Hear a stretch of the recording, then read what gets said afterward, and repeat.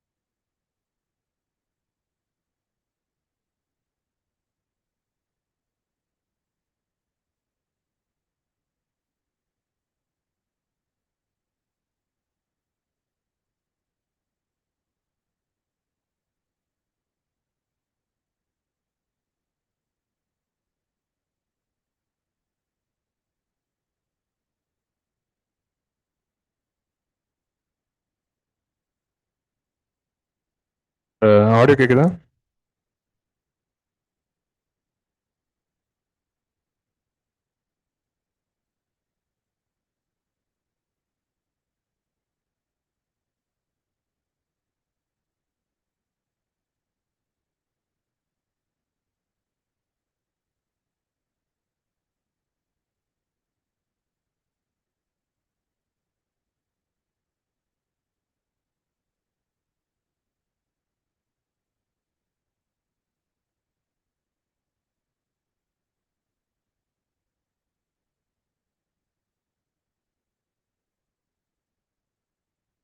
Okay. இது echo ஆகுதுல்ல?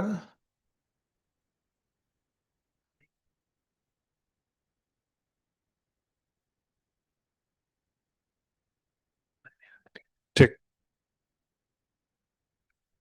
Okay. So start பண்ணிடலாம். Hi all. I welcome you all to 5 editorials of the week initiative. நம்ம 5 editorials of the week session வந்து we are continuing in the offline mode after 3 weeks. நடுவில் ஒரு 3 weeks offline mode பண்ண முடியல. ஆன்லைனில் மாதவி மேமும் விக்னேஷ் சாரும் பண்ணாங்க. பட் நிறைய நம்மளுடைய கிங் மேக்கர் ஸ்டூடெண்ட்ஸ் ஆஃப்லைனில் இருந்தால் பெட்டராக இருக்கும்னு சொன்னதுனால we decided to continue from the offline mode. இன்னிலிருந்து we'll continue regularly in offline தான். ஸோ இன்னைக்கு ஆஃப்லைன் மோடில் இந்த செஷனை ஹேண்டில் பண்ண போகிறது Ms.Prithika. ஓகே. ஸோ நெக்ஸ்ட் 3 வீக்ஸுமே வந்து ஃபர்ஸ்ட் இந்த வீக் பிரித்திகா, நெக்ஸ்ட் வீக் வந்து வி ஹாவ் மயூரி அண்ட் அதுக்கு next week we have Akash. So 3 பேருமே தே வில் பி ஹேண்ட்லிங் ஒவ்வொரு வீக். அண்ட் ஆஃப்டர் தட் அதுக்கு அடுத்த வாரத்துக்குள்ள most probably I will be back in the offline mode. Next 3 வீக்ஸ்க்காக we have 3 faculties from King Makers IAS academy. வாங்க. So இந்த week வந்து பிரித்திகா எடுக்க போகிறாங்க. நெக்ஸ்ட் வீக் வந்து வி ஹாவ் மயூரி அண்ட் அதுக்கு அடுத்த வீக் ஆகாஷ். வாங்க. ஸோ இவங்க 3 பேர் ஆல்ரெடி வந்து you would have seen in the BTH initiative, beyond the headlines initiative of King Makers. அதில் வந்து நம்ம ப்ரிலிம்ஸ் பாயிண்ட் ஆஃப் வியூவில் கரண்ட் அஃபேர்ஸ் டிஸ்கஸ் பண்ணுவோம். அது வந்து லாஸ்ட் 30 டேஸாக வந்து சக்ஸஸ்ஃபுல்லாக மோர் தென் 5 வீக்ஸாக வி ஆர் போஸ்டிங் அண்ட் 30 டேஸாக சக்ஸஸ்ஃபுல்லாக அது கம்ப்ளீட் ஆயிருக்கு. ஸோ அதே டீமை வந்து நெக்ஸ்ட் 3 வீக்ஸ்க்கும் எடிட்டோரியல்ஸ்க்கும் நம்ம வந்து யூஸ் பண்ணலாம் அப்படிங்கிற ஒரு ஐடியா தான் பூமிநாதன் சார் சொன்னார். ஸோ பூமிநாதன் சார் சொன்ன மாதிரி அவங்கள வச்சு வந்து we are starting the editorials again. So இன்னைக்கு 226 செஷன் பிரித்திகா பண்ணுவாங்க. Okay, so will start the session. Thank you. So briefly வந்து to introduce about Prithika. Prithika வந்து she is in the UPSC field for the past 5 years and she is from psychology optional. And அவங்க வந்து king மேக்கர்ஸில் வந்து நிறைய program வந்து host பண்ணியிருக்கிறத நீங்கள் பார்த்துருப்பீங்க. இதுக்கு முன்னாடி நம்ம பிரசிடென்ட்டோட இனாகுரல் ஈவெண்ட் கூட she was the one who hosted it. And இப்போ பிடிஹெச் இனிஷியேட்டிவும் பண்ணிக்கிட்டு இருக்காங்க. And now she will be handling the editorials. So over to her.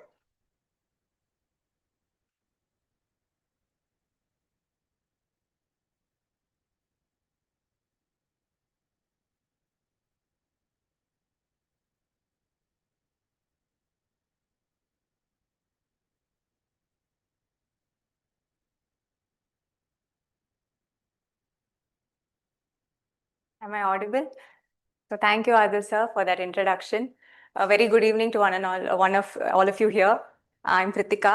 I welcome you all to 5 Editorials of the Week initiative. So in this initiative, we'll discuss 5 important editorials that came in this week with a specific focus on UPSC Mains preparation. இன்னைக்கு நம்ம பார்க்க போற points, examples, data நீங்க உங்க mains ஆன்சர்ஸ்ல incorporate பண்ணணும். So that is the main goal of this initiative. So before we begin, few announcements சொல்லிக்கிறேன். First, Brahmastra session 2.0 வந்து 23rd August ஆரம்பிக்குது for group 2 and group 2A. So அதோட டெமோ கிளாஸஸும் நடந்துட்டு இருக்கு. So கண்டிப்பா பாருங்க. அதே மாதிரி group 1க்கு வந்து செப்டம்பர் 1st வீக்லேருந்து மேரத்தான் செஷன் நடக்க போகுது. ஸோ அதையுமே பார்த்து group 1 எக்ஸாம் ப்ரிப்பரேஷன் வந்து பண்ணுங்க. And lastly, I would like to say all the best on behalf of Kingmakers to all the candidates appearing for this UPSC Mains examination this year. So we wish you the very best of luck. Stay confident, trust your preparation, and give it the best shot. So on behalf of Kingmakers IAS Academy, we wish everyone who's appearing for this mains all the very best.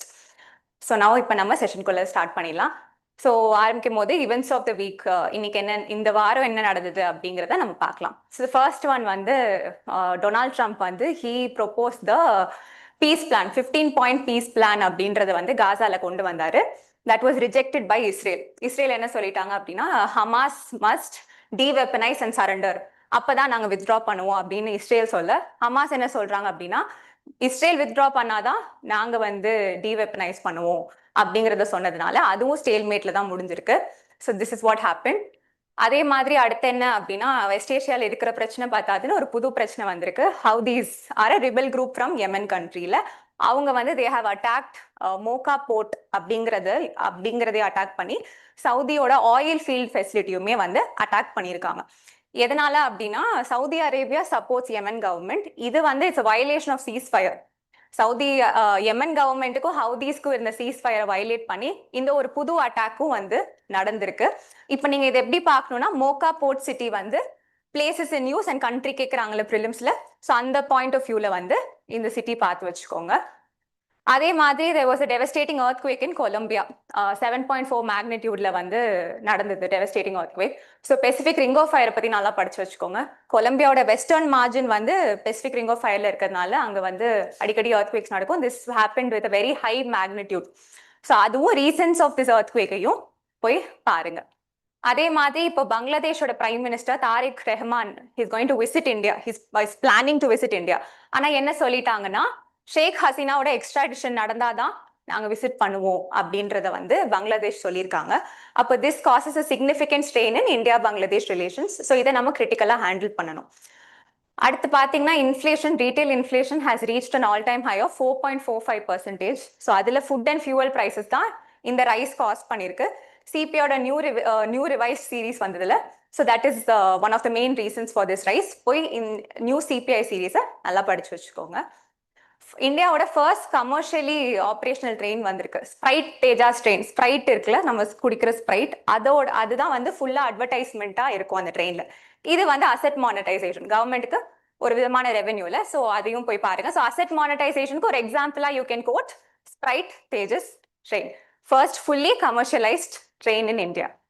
Okay, so இன்னைக்கு நம்ம 5 topics பார்க்கலாம். So 5 topics என்னென்ன அப்படின்னா, food security act 2026 ஒரு draft bill வந்திருக்கு. அந்த draft bill என்னென்ன, அதுல இருக்கிற இஷ்யூஸ் அண்ட் வே ஃபார்வர்ட் பார்க்கலாம். அதே மாதிரி அன்கண்டிஷனல் கேஷ் ட்ரான்ஸ்ஃபர் ஒரு அனாலிசிஸ் பார்க்கலாம். It's data point taken from Hindu. So அதுவும் பார்க்கலாம். The third one is digital public infrastructure and governance. இதை நான் பிஐபிலேருந்து எடுத்திருக்கேன். உங்க மெயின்ஸ் ஆன்சருக்கு என்னென்ன டேட்டா வேணுமோ எல்லாமே இதுல இருக்கு. ஸோ அதையும் நம்ம பார்க்கலாம். இந்தியன் ஜுடிஷியரியோட டிஜிட்டல் டிரான்ஸ்ஃபர்மேஷன், ஸோ அதை பத்தியும் நம்ம பார்க்கலாம். அண்ட் லாஸ்ட் ஒன் வந்து நம்ம 80th independence day recently celebrate பண்ணும்போது PM speech becomes very important for your preparation. So அவர் ஸ்பீச்ல என்னென்ன கீ ஹைலைட்ஸ் இருந்தது அதெல்லாம் நீங்க நோட் பண்ணி நீங்க ஆன்சர்ல எழுதுங்க. ஓகே, ஸோ ஃபர்ஸ்ட் டாபிக் உள்ள போயிடலாமா? Okay, so this was an article taken from the Hindu, a timely reset for the Food Security Act. So இது வந்து UPSC GS 3ல வந்து relevant food security is a direct topic in your main syllabus. So இது ஏன் நியூஸ்ல இருக்கு அப்படின்னா, there is a draft bill, right? Food செக்யூரிட்டியை amend பண்ணி ஒரு டிராஃப்ட் பில்ல வந்து இப்போ இருக்கு. அப்போ வந்து first we'll understand national food security ஆக்ட்ல என்ன இருந்தது, இப்போ என்ன மாத்திருக்காங்க அப்படின்றத நம்ம அண்டர்ஸ்டாண்ட் பண்ணிப்போம். So national food security act was brought in 2013. It covers up to 81.35 crore people nationwide. So it covers 75% of rural population and 50% of urban population. இது உங்களுக்கு தெரியணும். இப்ப வந்து ஹவுஸ் ஹோல்ட் கேட்டகரிஸை 2 விதமா பிரிக்கிறாங்க நம்ம நேஷனல் ஃபுட் செக்யூரிட்டி ஆக்ட்ல. ஒன்னு வந்து அந்தோதயா அன்ன யோஜனா, இன்னொன்னு வந்து priority house holds. Antyodaya Anna Yojana அப்படிங்கிறது poorest of the poor households, highly vulnerable sections இருப்பாங்களே, அவங்க தான் வந்து அந்தோதயா அன்ன யோஜனா. அப்ப மாசத்துக்கு 35 kg ஆஃப் ஃபுட் கிரெயின்ஸ் வந்து அவங்களுக்கு ஃப்ரீயா கொடுப்பாங்க. இங்க என்ன நோட் பண்ணோம்னா, Antyodaya Anna Yojana was even there before national food security act. இது வந்து 2000ஸ்லயே வந்துருச்சு. நேஷனல் ஃபுட் செக்யூரிட்டி ஆக்ட் வந்ததுக்கு அப்புறம் இதை அதுக்குள்ள இன்கார்பரேட் பண்ணிட்டாங்க. அப்போ இந்த poorest of the poor households யார் ஐடென்டிஃபை பண்ணுவாங்களா, states or union territories will identify them, and அவங்களுக்கு வந்து இந்த 35 kg of food grains per month போகும். ரிமைனிங் பெனிஃபிஷியரிஸ் ஐடென்ட் பண்ணி ப்ரையாரிட்டி ஹவுஸ் ஹோல்ட்ஸ் அப்படின்னு கொடுத்து அவங்களுக்கு வந்து 5 kg of food grains per month கொடுப்பாங்க. அப்ப இங்க வந்து அந்தோதயா அன்ன யோஜனா ஹவுஸ் ஹோல்ட்னாலே 35 kg per month கொடுத்துருவாங்க. ப்ரையாரிட்டி ஹவுஸ் ஹோல்ட்ஸ்ல 5 kg of food grains per person கொடுப்பாங்க. அப்ப அந்த ஹவுஸ் ஹோல்ட்ல எத்தனை பேர் இருக்காங்களோ ஒருத்தருக்கு 5 kg. ஸோ இதுதான் வந்து டிஃபரன்ஸ். அதே மாதிரி சப்சிடைஸ் பிரைசஸ்ல ரைஸ், வீட்டு, கோர்ஸ் கிரெயின்ஸ் கிடைக்கும். அதாவது 3 ரூபா 1 kgக்கு ரைஸ், வீட்டு வந்து 2 rupees per kg, course grains வந்து 1 rupee per kg. 2023ல வந்து January 1, 2023ல இருந்து இது எல்லாமே ஃப்ரீ ஆயிடுச்சு அண்டர் பிரதான் மந்திரி கரீப் கல்யாண் யோஜனா. இப்ப ரெண்டுமே வந்து இட்ஸ் கிவன் காஸ்ட் ஃப்ரீயா வந்து we are providing under these two. அப்ப இது ரெண்டு தான் category under how we give food grains. Okay, so this is National Food Security Act. இப்போ வந்து டிராஃப்ட் பில்ல என்னென்ன இருக்கு அப்படிங்கறத பாத்துடலாம். அதுக்கப்புறம் இந்த ஆர்டிக்கல்ல என்ன இஷ்யூஸ் சொல்றாங்க அப்படிங்கறது we'll see. So டிராஃப்ட் பில்ல முக்கியமா இருக்கிறது என்னன்னா, shift to per person entitlement. So first per house ஹோல்டா இருந்தது. அந்தோதயா அன்ன யோஜனா ஹவுஸ் ஹோல்ட்ஸ்ல ஒரு ஹவுஸ் ஹோல்டுக்கு 35 kg கொடுத்துட்டாங்க. இப்ப என்ன மாத்திருக்காங்கன்னா, ஒரு பர்சனுக்கு 7 kg அப்படின்னு சொல்லியிருக்காங்க. அப்ப அந்தோதயா அன்ன யோஜனா ஹவுஸ் ஹோல்ட்ஸ்ல ஒருத்தர் இருந்தாங்கன்னா அவங்களுக்கு 7 kg தான் போகும். 2 பேர் இருந்தா 14 போகும். மேக்சிமம் இப்ப 6 பேர் இருந்தா 42 போகுமானா கிடையாது. they have capped the maximum at 35 kg. Okay, once again. Okay, so first எப்படி இருந்தது, shift to per person entitlement. per house ஹோல்டா இருந்தது per பர்சனா மாறுது. So proposes 7 kg of food grains per person per month for Antodaya Anna Yojana households. This would replace the existing fixed entitlement of 35 kg per household. So per household இருந்தது என்னவாகுது, per person convert ஆகுது. இதுதான் வந்து இந்த draft பில்ல வந்து announce பண்ணிருக்காங்க. Okay, அடுத்து என்ன சொல்றாங்க, household ceiling, the proposed entitlement would be capped at 35 kg, maximum limit 35 kg அப்படின்னு வச்சுட்டாங்க. அப்போ ஒரு அந்தோதி அன்ன யோஜனா ஹவுஸ் ஹோல்டர்ஸ் 6 பேர் இருந்தா கூட 35 kg தான் கொடுப்பாங்க. ஸோ இதை வந்து ஒரு லிமிடேஷனா சொல்லியிருக்காங்க. அந்தோதி அன்ன யோஜனா ஹவுஸ் ஹோல்ட்ஸே poorest of the poor households. அப்போ 6 பேர் இருந்தா 42 கொடுக்காம 35 கேப் பண்ணிருக்காங்க அப்படின்னு சொல்லி பாலிசி எக்ஸ்பர்ட்ஸ் வந்து இதை பண்ணாதீங்க அப்படின்ற ஒரு லிமிடேஷன் இது. பட் இதுதான் வந்து சேஞ்ச் பண்ணிருக்காங்க. Reduction for smaller houses. இப்போ என்ன ஆகுது அப்படின்னா, சப்போஸ் 2 பேர் இருக்காங்கன்னு வச்சுக்கோங்க ஒரு அந்தோதி அன்ன யோஜனா ஹவுஸ் ஹோல்ட்ஸ், இது வரைக்கும் அவங்களுக்கு 35 kg போயிடும். ஆனா இந்த டிராஃப்ட் படி என்ன ஆகுது, 14 kg தான் போகும். அப்ப இவங்களும் அஃபெக்ட் ஆகுறாங்க அப்படிங்கறதும் சொல்றாங்க. Okay, so reduction for smaller households with fewer than 5 members would receive less than 35 kg. Their monthly reduction would range from 20% for 4-member households to 80% for 1 member. 1 member இருந்தா 7 kg தான் போகும். அப்ப 80% reduction ஆகுது அப்படிங்கறத சொல்றாங்க. எதனால இந்த ரீசன்ஸ் ஃபார் சேஞ்ச், ஏன் இதை கொண்டு வந்தாங்க இந்த டிராஃப்ட் பில் அப்படின்னா, இங்க பாருங்க, ஹவுஸ்ஹோல்ட் கன்சம்ஷன் எக்ஸ்பெண்டிச்சர் சர்வேல என்ன சொல்றாங்கன்னா 53% of அந்தோதி Anna Yojana ஹவுஸ்ஹோல்ட்ஸ் have fewer then 5 members. இதுக்கு தமிழ்நாடு எக்ஸாம்பிள் ஒன்று கோட் பண்றாங்க. தமிழ்நாடுல ஆல்மோஸ்ட் 18 lakh அந்தோதி அண்ணா யோஜனா ஹவுஸ் ஹோல்ட்ஸ் இருக்கு. அதுல 15 லட்சமுமே வந்து 5 members கீழே தான் இருக்காங்க. அப்போ அந்த அலோகேஷன் கெப்பாசிட்டியே கம்மியாகுது பாருங்க. 65,000 டன்ஸ் வாங்குறதுக்கு பதிலா இப்போ 42,000 டன்ஸ் வாங்கி 35% ரிடக்ஷன் பண்ணலாம், ரேஷனலைஸ் பண்ணலாம். ஸோ அதனால அவங்க சொல்றாங்க, so அந்தோதி Anna Yojana house holds வந்து ஹேவ் ஃபியூர் மெம்பர்ஸ் தென் 5 அப்படின்னு சொல்றதுனால வந்து இதை கொண்டு வந்திருக்காங்க. அதே மாதிரி பர் பர்சனா கொண்டு வரணும், இன் பர்சன் டிஸ்பாரிட்டியை கம்மி பண்ணணும் அப்படின்னு சொல்லி பர் ஹவுஸ் ஹோல்ட்ல இருந்து பர் பர்சனா மாத்திருக்காங்க. Okay, so this is what is there in draft bill. இதான் முக்கியமான changes that is proposed in the draft bill. Okay, so இப்போ வந்து நம்ம இந்த ஆர்டிக்கல்ல இருக்க என்ன சொல்லியிருக்காங்க அப்படிங்கிறத பார்க்கலாம். ஸோ ஆர்டிக்கல் என்ன சொல்றாங்க அப்படின்னா, food timely reset for food security ஆக்ட்னா நம்ம ஃபுட் செக்யூரிட்டி மூலமா we are ensuring food security தானே தவிர நியூட்ரிஷனல் செக்யூரிட்டி நம்ம என்ஷூர் பண்ணலையே. ஸோ அப்போ அதுல என்னென்ன இஷ்யூஸ் இருக்கு அப்படின்னு பார்க்கலாம். ஸோ இங்கே உங்களுக்கு ஒரு டேட்டா இருக்கு பாருங்க. ஸோ இங்க India's food security challenges is shifting from calorie deficiency to nutrition insecurity. இந்த மாதிரி வேர்ட்ஸ் உங்க ஆன்சர்ஸ்ல இருக்கணும். இன்ட்ரடக்ஷன்ல எழுதுங்க. As access to an affordable and diverse healthy diet remains a challenge. So households unable to afford the ICMR, Indian Council for Medical Research, and National Institute of Nutrition recommended diet declined from 52% to 25%. அப்ப இது என்ன, இது ஒரு பாசிட்டிவான point. இவங்க recommend பண்ற ஒரு nutrition உள்ள டயட்டை வந்து முதல்ல 2011-12 52%னால அஃபோர்ட் பண்ண முடியல, காசு கொடுத்து அந்த நியூட்ரிஷனஸான டயட்டை ஃபாலோ பண்ண முடியல. ஆனா இப்போ என்ன ஆயிருக்கு அப்படின்னா 25% அது கம்மியாயிருக்கு. அப்போ இது ஒரு பாசிட்டிவ் பாயிண்ட். முதல்ல 52 இருந்தது, இப்போ 25 மாறி இருக்கு. அப்போ பாசிட்டிவா எழுதணும் அப்படின்னா ஃபுட் செக்யூரிட்டியில you can use this point. ஆனா அதே என்ன ஆகுது அப்படின்னா 1/4 still cannot afford an adequate diet. அப்படி இருந்தாலும் என்ன லிமிடேஷன்ஸ் இருக்கு, கேப்ஸ் இருக்கு அப்படிங்கிறதுக்கு you can quote this 1/4 still cannot afford an healthy diet. இங்க இன்னொரு மெயின் லிமிடேஷன் என்னன்னா, நம்ம பிடிஎஸ் வந்து சீரியல் பேஸ்டா தான் இருக்கு, ரைஸ் அண்ட் வீட் தான் நம்ம அதிகமா கொடுக்குறோம். ஸோ அதனால என்ன இஷ்யூஸ் வருது அப்படின்னு பாத்தீங்கன்னா, ஐசிஎம்ஆரும் இந்தியன் டயபிட்டிஸ் ஸ்டடியும் என்ன கண்டுபிடிச்சிருக்காங்கன்னா 18,000 அடல்ட்ஸ் ஸ்டடி பண்ணதுல கார்போஹைட்ரேட்ஸ் தான் 62% ஆஃப் டெய்லி எனர்ஜி இன்டேக் நமக்கு இருக்கு, புரோட்டீனே இல்ல அப்படிங்கறத கண்டுபிடிச்சிருக்காங்க. அப்ப இப்படி இருந்தா என்ன விளைவு அப்படின்னா, ஹையஸ்ட் கார்போஹைட்ரேட் இன்டேக் இருக்கிறதுனால 30% higher odds of acquiring type 2 diabetes. So non-communicable diseases வந்து ரைஸ்ல இருக்கு. எதனால அப்படின்னா they are stating that high carbohydrate intake will lead to type 2 diabetes. 30% more chances அது அப்படிங்கறத சொல்றாங்க. ஓகே, அடுத்து வந்து double burden of malnutrition and NCDs. So India faces the simultaneous challenge of undernutrition and rising non-communicable diseases. அப்ப double burden of malnutrition. அப்ப ஹெல்த்னு ஒரு question வருதுன்னா use say double burden of malnutrition.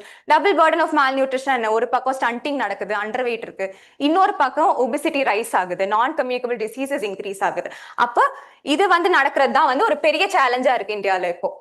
So இப்போ வந்து again very famous data, எல்லா health ஆன்சர்ஸையும் நீங்க code பண்ணலாம். National family health survey 6 data shows that stunting has declined from 35 to 29. இதை நோட் பண்ணிக்கோங்க. அப்ப ஸ்டண்டிங் ஹேஸ் டிக்ளைன், இது ஒரு பாசிட்டிவான ஃபீச்சர். அப்ப நம்மளோட பாலிசிஸ் மூலியமா ஹெல்த் எப்படி அட்ரஸ் பண்ணிருக்கோம்னா you can quote this according to NFHS data stunting has declined. Stunting என்னது height regarding to age, wasting என்னது weight with comparison to age. ஆனா என்ன சொல்றாங்க அப்படின்னா வேஸ்டிங் அண்ட் அண்டர் வெயிட் வந்து மார்ஜினலா தான் டிக்ரீஸ் ஆயிருக்கு. 19.3ல இருந்து 19% தான் கம்மியாயிருக்கு. அதே மாதிரி 32%ல இருந்து 31 தான் கம்மியாயிருக்கு. அப்ப இது ஒரு பாசிட்டிவ் பாயிண்ட். இது ரெண்டும் சேலஞ்சஸ் எழுதுறீங்க, கேப்ஸ் எழுதுறீங்கன்னா இது ரெண்டையும் மென்ஷன் பண்ணுங்க. ஸோ இதை நோட் பண்ணிக்கோங்க. அதே மாதிரி அடுத்த பாயிண்ட் என்னன்னா only about 15% of children age 6 to 23 months receive a minimally adequate diet indicating persistent dietary inadequacy அப்படிங்கறது சொல்றாங்க. டயபிட்டிஸ்க்கு ஒரு டேட்டா கொடுத்துருக்காங்க பாருங்க. ஸோ அது அகேன் ICMR டேட்டா என்ன சொல்லுதுன்னா number of Indians with diabetes வந்து 110 மில்லியன் இருக்காங்க. அதே மாதிரி ப்ரீ டயபெட்டிக் ஸ்டேஜ்ல இருப்பாங்கல்ல, they're going to acquire diabetes, அது 136 மில்லியன் இருக்காங்க. In 2021 இந்த ஸ்டடி கண்டக்ட் பண்ணிருக்காங்க. அதனால தான் இந்தியா வந்து டயபிட்டிஸ் கேபிட்டல் ஆஃப் தி வேர்ல்டுன்னு சொல்லுவாங்க. ஆனா ஹையஸ்டா இருக்கிறது வந்து ஃபர்ஸ்ட் சைனா, அதுக்கப்புறம் தான் நம்ம. Okay, so maternal under nutrition, low birth wait, இது எல்லாமே ரிஸ்க் ஆஃப் நான் கம்யூனிகல் டிசீஸை வந்து லேட்டர் இன் லைஃப் காஸ் பண்ணுது. ஸோ இதை நம்ம பார்த்து வச்சுக்கணும். அப்போ சேலஞ்சஸ் நோட் பண்ணும்போது சேலஞ்சஸ் நோட் பண்ணிக்கோங்க. ஓகே, ஸோ இதுக்கு என்ன measures? We saw what are the problems associated. Now we'll see the measures. Just a second.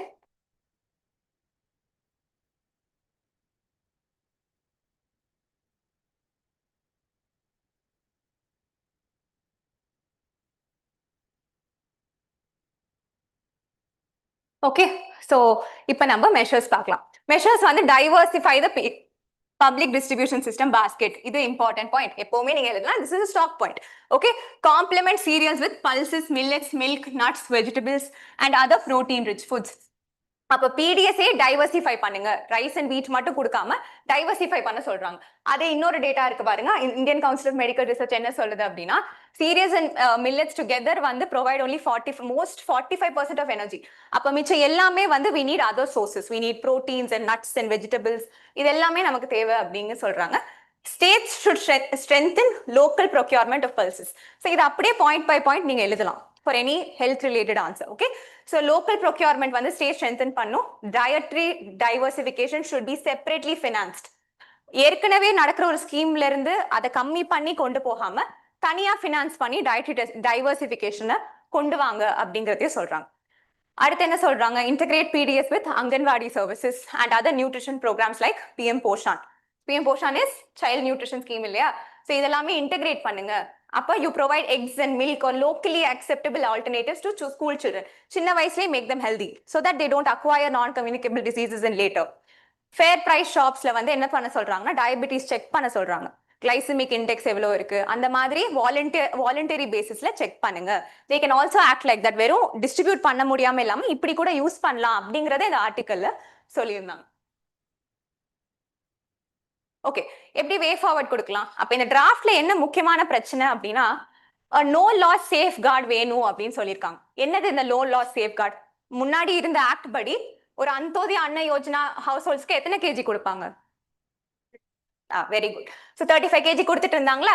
இப்போ அது என்னவா மாத்திருக்காங்க? ஓகே, அவ்வளவுதான் 7 kg per person மாத்திருக்காங்கல்ல. இப்போ இதனால அஃபெக்ட் ஆகிற ஹவுஸ் ஹோல்ட்ஸ், இப்போ 2% இருக்கிற ஹவுஸ் ஹோல்ட்ஸ் அஃபெக்ட் ஆவாங்கல்ல, அதை அஃபெக்ட் பண்ண விடாதீங்க. மினிமமா 35 kg கொடுங்க. அதே மாதிரி 6 people இருக்காங்கல்ல, more than 6 people, அவங்களுக்கு தனியா ஒரு பாலிசி கன்சிடரேஷன் கொண்டு வாங்க. இப்போ நீங்க இது ஏன் கொண்டு வந்திருக்கீங்க? ஒரு பர்சனுக்கு 7 kg போகணும் அப்படின்றதுக்காக தானே கொண்டு வந்திருக்கீங்க. But that should not affect households who have less than 5 members. ஏன்னா they are the poorest of the poor category. அப்படிங்கறத கொண்டு no loss safeguard கொண்டு வாங்க. So that existing அந்தோதிய அன்ன Yojana households do not lose their 35 kg while considering additional support above 35 kg for larger and dependent households. அப்ப இத பண்ணனும்னா என்ன தேவை? You have to update beneficiary coverage. இப்போ இந்த டிராஃப்ட் பில்லோ, இப்போ அந்த 85 crore நம்ம பெனிஃபிஷியரிஸ் இருக்காங்களே, இதெல்லாமே சென்சஸ் 2011 வச்சு தான் இருக்கு. அப்ப சென்சஸ் 2027 வந்த அப்புறம் என்ன பண்ணணும்னா அப்டேட் பண்ணணும். Okay, so that you can write. So reassess NFSA coverage using updated population estimates using census 2027 figures. அப்புறம் என்ன சொல்லணும்? டிரான்ஸ்பரண்டா இருக்கணும். டிரான்ஸ்பரண்ட் இன்க்ளூஷன்ஸை கொண்டு வாங்க. எக்ஸ்க்ளூஷன் எரர்ஸை அவாய்ட் பண்ணுங்க. அப்பீல் மெக்கானிசம் கொண்டு வாங்க.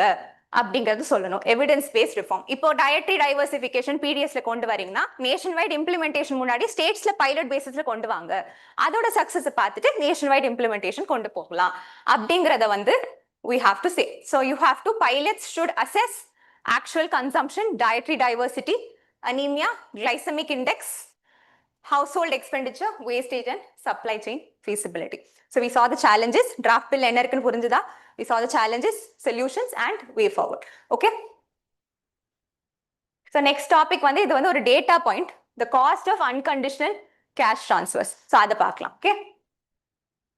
The cost of unconditional cash transfers எதுல வரும்? GS2 ல welfare schemes for vulnerable sectionsல வந்து உங்க syllabusல it is covered. Unconditional cash transfersனா என்ன? ஒரு எந்த கண்டிஷனும் இல்லாம வந்து மந்த்லி உமனுக்கு காசு கொடுக்குறது. Anybody but woman. இப்போ நம்ம தமிழ்நாட்டுல வந்து மகளிர் உரிமை தொகை இருக்குல்ல, அது it's an example of unconditional cash transfer. இது எதனால இருக்குன்னா, Delhi has joined the growing number of states of providing unconditional cash transfers. Lakshmi Yojana announce பண்ணி 2500 per month கொடுக்குறாங்க உமனுக்கு. ஸோ இதை எல்லா ஸ்டேட்ஸும் மோஸ்டா பண்றாங்க. ஸோ இதை வந்து இப்போ அன்கண்டிஷனல் கேஷ் டிரான்ஸ்ஃபர்ஸ்னா தப்பு அப்படின்னு நம்ம சொல்லக்கூடாது. அதோட பெனிஃபிட்ஸ் என்ன, அதுல இருக்கிற ப்ராப்ளம்ஸ் என்ன அப்படிங்கறத தான் நம்ம பார்க்கணும். So expansion of UCT schemes has raise concern about their long term fiscal sustainability. So benefits என்ன, ஒரு அன்கண்டிஷனல் டிரான்ஸ்ஃபர் ஃபார் விமன் கொடுக்கறதுனால என்ன பெனிஃபிட்ஸ் அப்படின்னா, evaluations indicate that money received by women is largely spent on food, health and education. Women வந்து food, health, education இந்த மாதிரி தான் யூஸ்ஃபுல்லா ஸ்பெண்ட் பண்றாங்க அப்படிங்கறத கண்டுபிடிச்சிருக்காங்க. அன்கண்டிஷனல் இங்க fiscal year 26ல வந்து 1.7 lakh crores வந்து has been dispersed as unconditional cash transfer. It can improve household welfare and women's control over resources. So women வந்து ஒரு financial independence கிடைக்கும் போது அவங்கனால அவங்களோட finances மெயின்டைன் பண்ற கெப்பாசிட்டி கொடுக்குது. ஸோ அதே மாதிரி விமனோட இன்கமோட சிக்னிஃபிகன்ட் ஷேர். அப்போ யூசிடிக்கு இந்த டேட்டாவை நோட் பண்ணி வச்சுக்கோங்க. இதுல ஏதாவது 2 நோட் பண்ணி வச்சுக்கோங்க. ஸோ அன்கண்டிஷனல் கேஷ் ட்ரான்ஸ்ஃபர்ஸ் பத்தி வந்தா you can quote this. It constitutes 11 to 24% for female casual laborers, 11 to 87% for self-employed, and 40 to 50% of monthly per capita expenditure for at least half of the rural population. அப்ப rural population இருக்க womenக்குலாம் இந்த unconditional cash transfers prove to be very useful. They provide immediate income support, help meet health personal needs. மாசம் கொடுக்கறதுனால ஏதாவது ஒரு immediate ஆன ஒரு செலவு இருக்கும், ஹெல்த் கேர் செலவு இருக்கும். ஸோ அதெல்லாமே வந்து they are able to bear. Unpaid work அப்படிங்கிறது ஒரு பெரிய விமனுக்கு இருக்கிற care work, unpaid care work. So some people view this as a partial recognition for unpaid care work. So that also you can quote in your answers. Problems என்ன? So இப்போ unconditional cash transfers என்னன்னா, economic survey and 16th finance commission ஒரு data quote பண்றீங்கன்னா according to economic survey, according to the 16th finance commission அப்படின்னு quote பண்ணுங்க. Okay, have raised concerns about the increasing fiscal burden associated with such schemes. According to the 16th finance commission, around 44% of state expenditure is tied up in interest payments, pensions and salaries. 44% வந்து இதிலே போயிடுது அப்படிங்கறத finance commission சொல்லியிருக்காங்க. So this leaves states with limited fiscal space for other infrastructure investments. இது எல்லாத்துக்குமே வந்து limited ஆன space இருக்கும், since so much is going for interest payments, pensions and salaries. State social sector revenue expenditure as a proportion of total revenue expenditure has remained broadly stable since 2011-12. அப்ப revenue expenditure, social sector இருக்கிற revenue expenditure has remained stable. ஆனா social sector expenditure has declined as a proportion to GDP. இவ்வளோ பண்ணியுமே social sector expenditure என்ன, health செலவு பண்றது, education செலவு பண்றது, social capital கொண்டு வரதுக்கு நம்ம பண்ற செலவு எல்லாமே கம்மியா இருக்கு as a proportion to GDP அப்படிங்கறத சொல்லியிருக்காங்க. This indicates that increased spending capacity has not translated into any considerable social sector investment. அப்படிங்கறதும் we have to note. So these are the problems associated with unconditional cash transfer.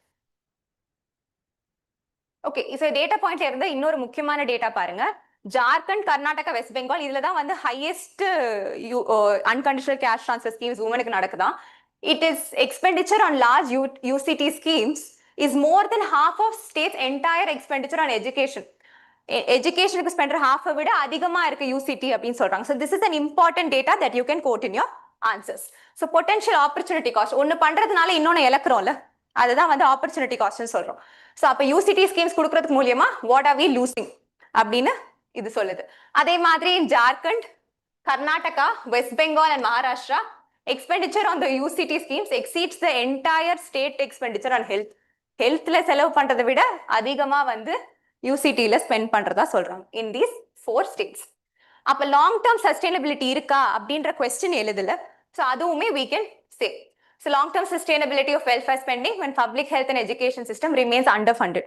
ஹெல்த்தும் எஜுகேஷனும் இல்ல, வெறும் unconditional cash transfers இருந்தா அதோட problems இருக்கும். இமீடியட்டான ஒரு பிரச்சனையை solve பண்ணதே தவிர long term physical sustainability இருக்கா, இல்ல லாங் டேர்ம் அவங்களுக்கே ஒரு ஸ்கில் எம்ப்ளாய்மெண்ட் அது இருக்கா அப்படின்ற அது கிடையாது. So these are the problems associated with unconditional cash transfers. அப்போ what can be the way forward? கண்டிஷனலா கொடுங்க, அன்கண்டிஷனலா இல்லாம இந்த செக்டர்ஸ்க்கு நீங்க யூஸ் பண்ணலாம் அப்படிங்கிற கண்டிஷன்ஸோட கொடுங்க. ரெவ்யூ பண்ணுங்க, how is it going, where are they using it, அந்த மாதிரி ரெவ்யூ பண்ணாதான் we can take informed decisions. அதே மாதிரி டைம் பவுண்ட் ட்ரான்ஸ்ஃபர்ஸ் கொடுங்க by linking payments to school attendance. So this will allow people, parents will send the children to school. அப்போ வந்து gross enrollment ratio might increase. So இந்த மாதிரி things can happen. Health checkups நடக்கணும், immunization, vaccine வந்து போடுறாங்களா, health checkups பண்ணிக்கிறாங்களா அப்படிங்கிறது எல்லாமே periodic ரீஅசெஸ்மெண்ட் இருக்கணும். அப்போ ஏதாவது ஒரு ஸ்கீம் எழுதுறீங்கன்னா வே ஃபார்வர்ட்ல என்ன எழுதலாம்? Periodic reassessment, review based, time bound transfers அப்படிங்கிறத better align spending with human capital outcomes and limit fiscal rigidity. Okay, so reprioritize state budgets, preserve fiscal space for capex and human capital, pair income support with employment, skills and services. So always income support kudukanu, it is needed, it is helpful to so many women, but it should also be paired with employment, skills and services. So எப்பவுமே இது வேண்டாம் அப்படின்னு சொல்லாததுக்கு பதிலா benefits என்ன, challenges என்னன்ற understanding இருக்கணும். Okay, sunset class, இந்த வருஷம் ஆரம்பிச்சு இந்த வருஷம் முடியுது அப்படிங்கறத கொண்டு வரலாம். That's call sunset clause. Okay, done. So third topic உள்ள போயிடலாமா? ஸோ தேர்ட் டாபிக் என்ன அப்படின்னா, it is empowering governance through digital infrastructure. This I took from PIB. உங்க மெயின்ஸ் ஆன்சருக்கு என்னென்ன டேட்டா வேணுமோ எல்லாமே இதுல இருக்கு. ஸோ GS2க்கு, GS3க்கு எல்லா டேட்டாவும் இருக்கு. ஸோ இந்த டேட்டாவெல்லாம் நீங்க நோட் பண்ணி நீங்க இதை மெமரைஸ் பண்ணீங்கன்னா உங்களுக்கு அடுத்த வரப்போற மார்க்ல யூஸ் பண்ணுங்க. ஓகே, இன்னைக்கு மார்க் முடிச்சிட்டீங்கல்ல, அடுத்த வாரம் UPSC மார்க் எழுதுறீங்க. ஓகே, ஸோ இது வந்து GS2 e-governanceல we can take. Okay, introduction, இந்த 4 பாயிண்ட் பார்க்கும்போது நீங்க இது இன்ட்ரடக்ஷன்ல எழுதலாம்னு எனக்கு தோணுச்சு. Okay, so digital infrastructure has emerged as a cornerstone of India's economic growth அப்படின்னு எழுதலாம். இல்ல you can say digital economy now contributes about 12 to 14% of India's GDP and is projected to account for 20% over the next decade. Introductionல data எழுதுங்க அப்படின்னு உங்களுக்கு comments வருதுல்ல. So this is how you can use it. India is now the world's 5th largest digitalized economy and the 4th highest ranked G20 economy according to the State of India's Digital Economy Report 2026. Okay, just a second.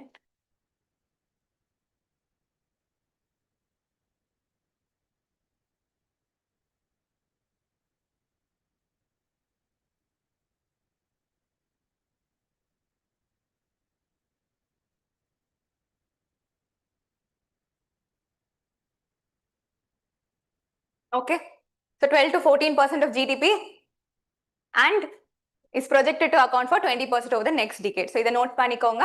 And you should also note 5th largest digitalized economy and the 4th highest rank G20 economy. As India marks its 80th Independence Day, the continued expansion of digital governance is strengthening service delivery, enabling economic opportunities and advancing the vision of Viksit Bharat. இதை கன்க்ளூஷன்ல எழுதலாமா? But நீங்க எல்லாருமே விக்சித் பாரத கன்க்ளூஷன்ல எழுதுறீங்க. So that is good. So this is introductionக்கு உங்களுக்கு 3 points இருக்கு. Note this data and revise it.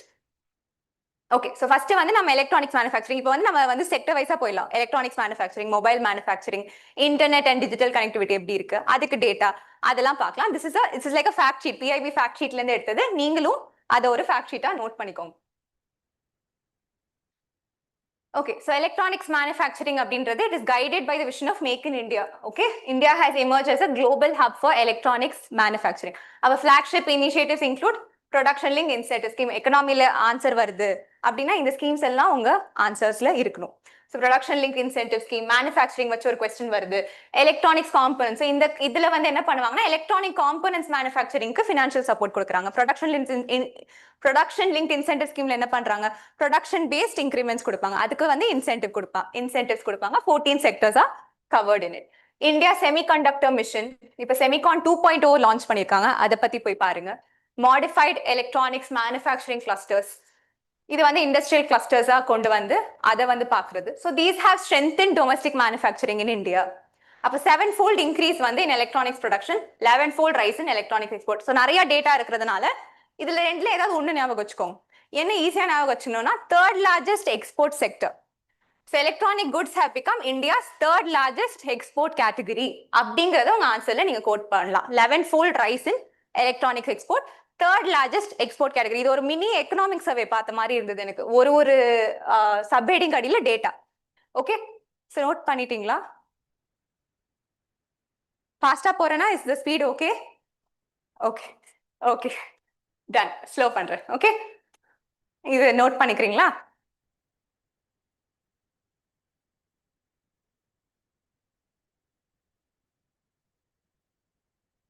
யாராவது note பண்ணிட்டு சொல்லுங்க. ஓகே,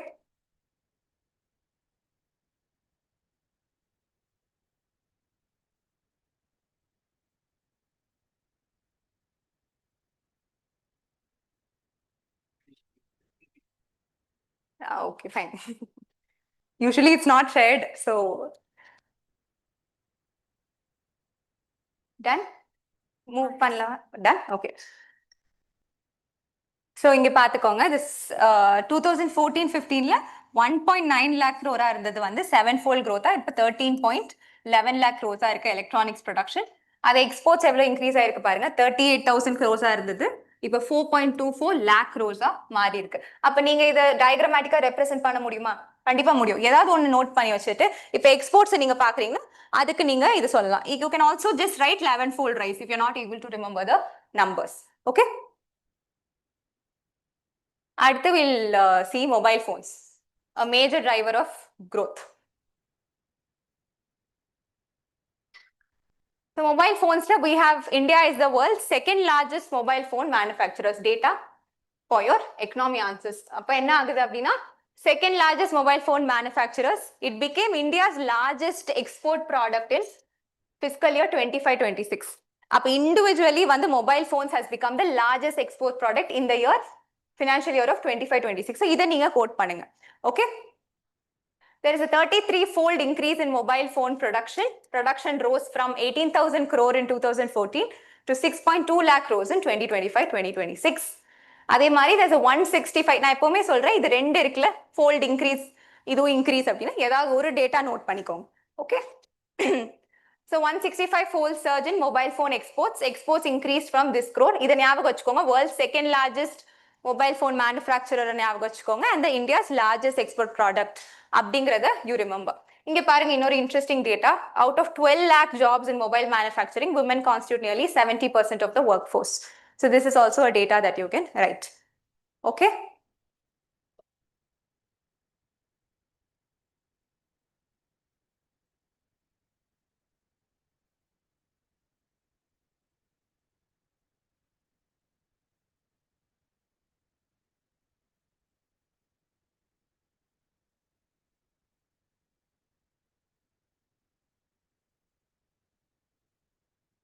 முடிச்சிட்டீங்களா? ஓகே. அதே மாதிரி இங்கே ஒரு சார்ட் இருக்கு. ஸோ 2014-15ல இருந்து 33-fold இன்க்ரீஸ் ஆகி 18,000 crores இருந்து 6.27 lakh crores மாறி இருக்கு. மொபைல் போன் எக்ஸ்போர்ட்ஸ் வந்து என்ன இருக்கு, 165-fold surge. நம்ம எத்தனாவது மேனுஃபேக்சரிங் கெப்பாசிட்டி வேர்ல்ட்ஸ் எந்த largest? we just saw in the last slide. Very good. அதே மாதிரி we are the largest export product in the year 2025-26 individually. Okay. இப்போ இன்டர்நெட் அண்ட் டிஜிட்டல் கனெக்டிவிட்டிக்கு இருக்கிற டேட்டா எல்லாமே இருக்கு. ஸோ இதை நீங்க நோட் பண்ணிக்கோங்க. So internet users have quadrupled, meaning 4% increase ஆயிருக்கு. 25 crore இருந்து 2014ல இருந்து ஆல்மோஸ்ட் 110 crore மாறி இருக்கு by the end of March 2026. So internet users have increased. Affordable mobile data இதுக்கு ஒரு சார்ட் இருந்தது பாருங்க. 2014ல வந்து 1 GB 308, இங்க 2026ல 7 rupees. So mobile data has become affordable to people. So wireless data cost dropped drastically from 308 to 7 rupees. Nationwide 5G rollout. 5G services are now available in 99.9% of districts. இது ஈஸியா நீங்க ஞாபகம் வச்சுக்கலாம். 99.9% அப்படிங்கறத நேஷன் வைட் 5G rollout இருக்கு. Rural mobile கனெக்டிவிட்டியை expand பண்றாங்க. அப்ப இது என்னது? 6.31 lakh villages have been covered under 4G services. அப்ப இதை நீங்க கோட் பண்ணலாம். டிஜிட்டல் ரூரல் கனெக்டிவிட்டிக்கு இது ஒரு பாசிட்டிவ் பாயிண்ட். 6.31 lakh villages. அது நெகட்டிவா எழுதணும்னா அதோட லிமிடேஷன்ஸை நீங்க எழுதணும். Connectivity under Bharat net initiative. So Bharat net initiative என்ன பண்ணுதுன்னா it aims to link all the gram panchayats are service ready supported by optical fibre cable. So என்ன பண்ணுன்னா ரூரல் கனெக்டிவிட்டியை என்ஷோர் பண்ற இன்னொரு இனிஷியேட்டிவ் தான் Bharat net initiative. So it connects gram panchayats. Okay, PM வாணி அப்படிங்கிறது it provides affordable public wifi. அப்போ இன்டர்நெட் அப்படின்னா இந்த ஸ்கீம்ஸ் எல்லாம் நீங்க நோட் பண்ணுங்க. பாரத் நெட் இனிஷியேட்டிவ் ஆன்சர்ஸ்ல எழுதுங்க, PM வாணி எழுதுங்க. பாரத் 6G விஷன் அப்படின்னா 2030க்குள்ள 6G எனேபிள் பண்ணணும். நம்ம வந்து அதுல ஒரு 4 ரன்னரா இருக்கணும் இந்தியா அப்படிங்கறதா இதோட எய்ம். குளோபல் லீடர்ஸ் இன் 6G டெக்னாலஜியா இருக்கணும், இண்டிஜினஸ் ரிசர்ச் மூலியமா அதை பண்ணணும் அப்படிங்கிறது நம்மளோட எய்ம். ஓகே, இதை நீங்க எழுதலாம். Internet subscribers, people who use. நீங்க உங்க டேட்டாவை டயக்ராமேட்டிக்கா ரெப்ரசென்ட் பண்ணுங்க. ஓகே, அடுத்து UPI powering seamless digital payments. So UPI again very important. இந்த டேட்டாவை நோட் பண்ணிக்கோங்க. UPI accounts for nearly 50% of global real-time payment transactions with volume, making it the world's largest real-time payment system by volume. Okay, volume of transactions வந்து 24,000 crores இருந்து it has transactions worth 314 lakh crore மாறி இருக்கு in 25-26. India's largest digital payments, UPI serves more than 55.49 crore individuals. இதை note பண்ணுங்க. UPI serves more than 55.49 crore individuals. It connects 731 banks. So இதில் நீங்க என்ன note பண்ணலாம் அப்படின்னா, you can note that UPI has accounted for 85% of India's digital payment transactions. இதை note பண்ணிட்டு UPI வந்து எத்தனை பேரை சர்வ் பண்ணுதுன்னு நோட் பண்ணிட்டு it connects 370 banks, 371 banks அப்படி நோட் பண்ணா you can write this in your economy answers. அதே மாதிரி it's a possible prelims question. Just a second.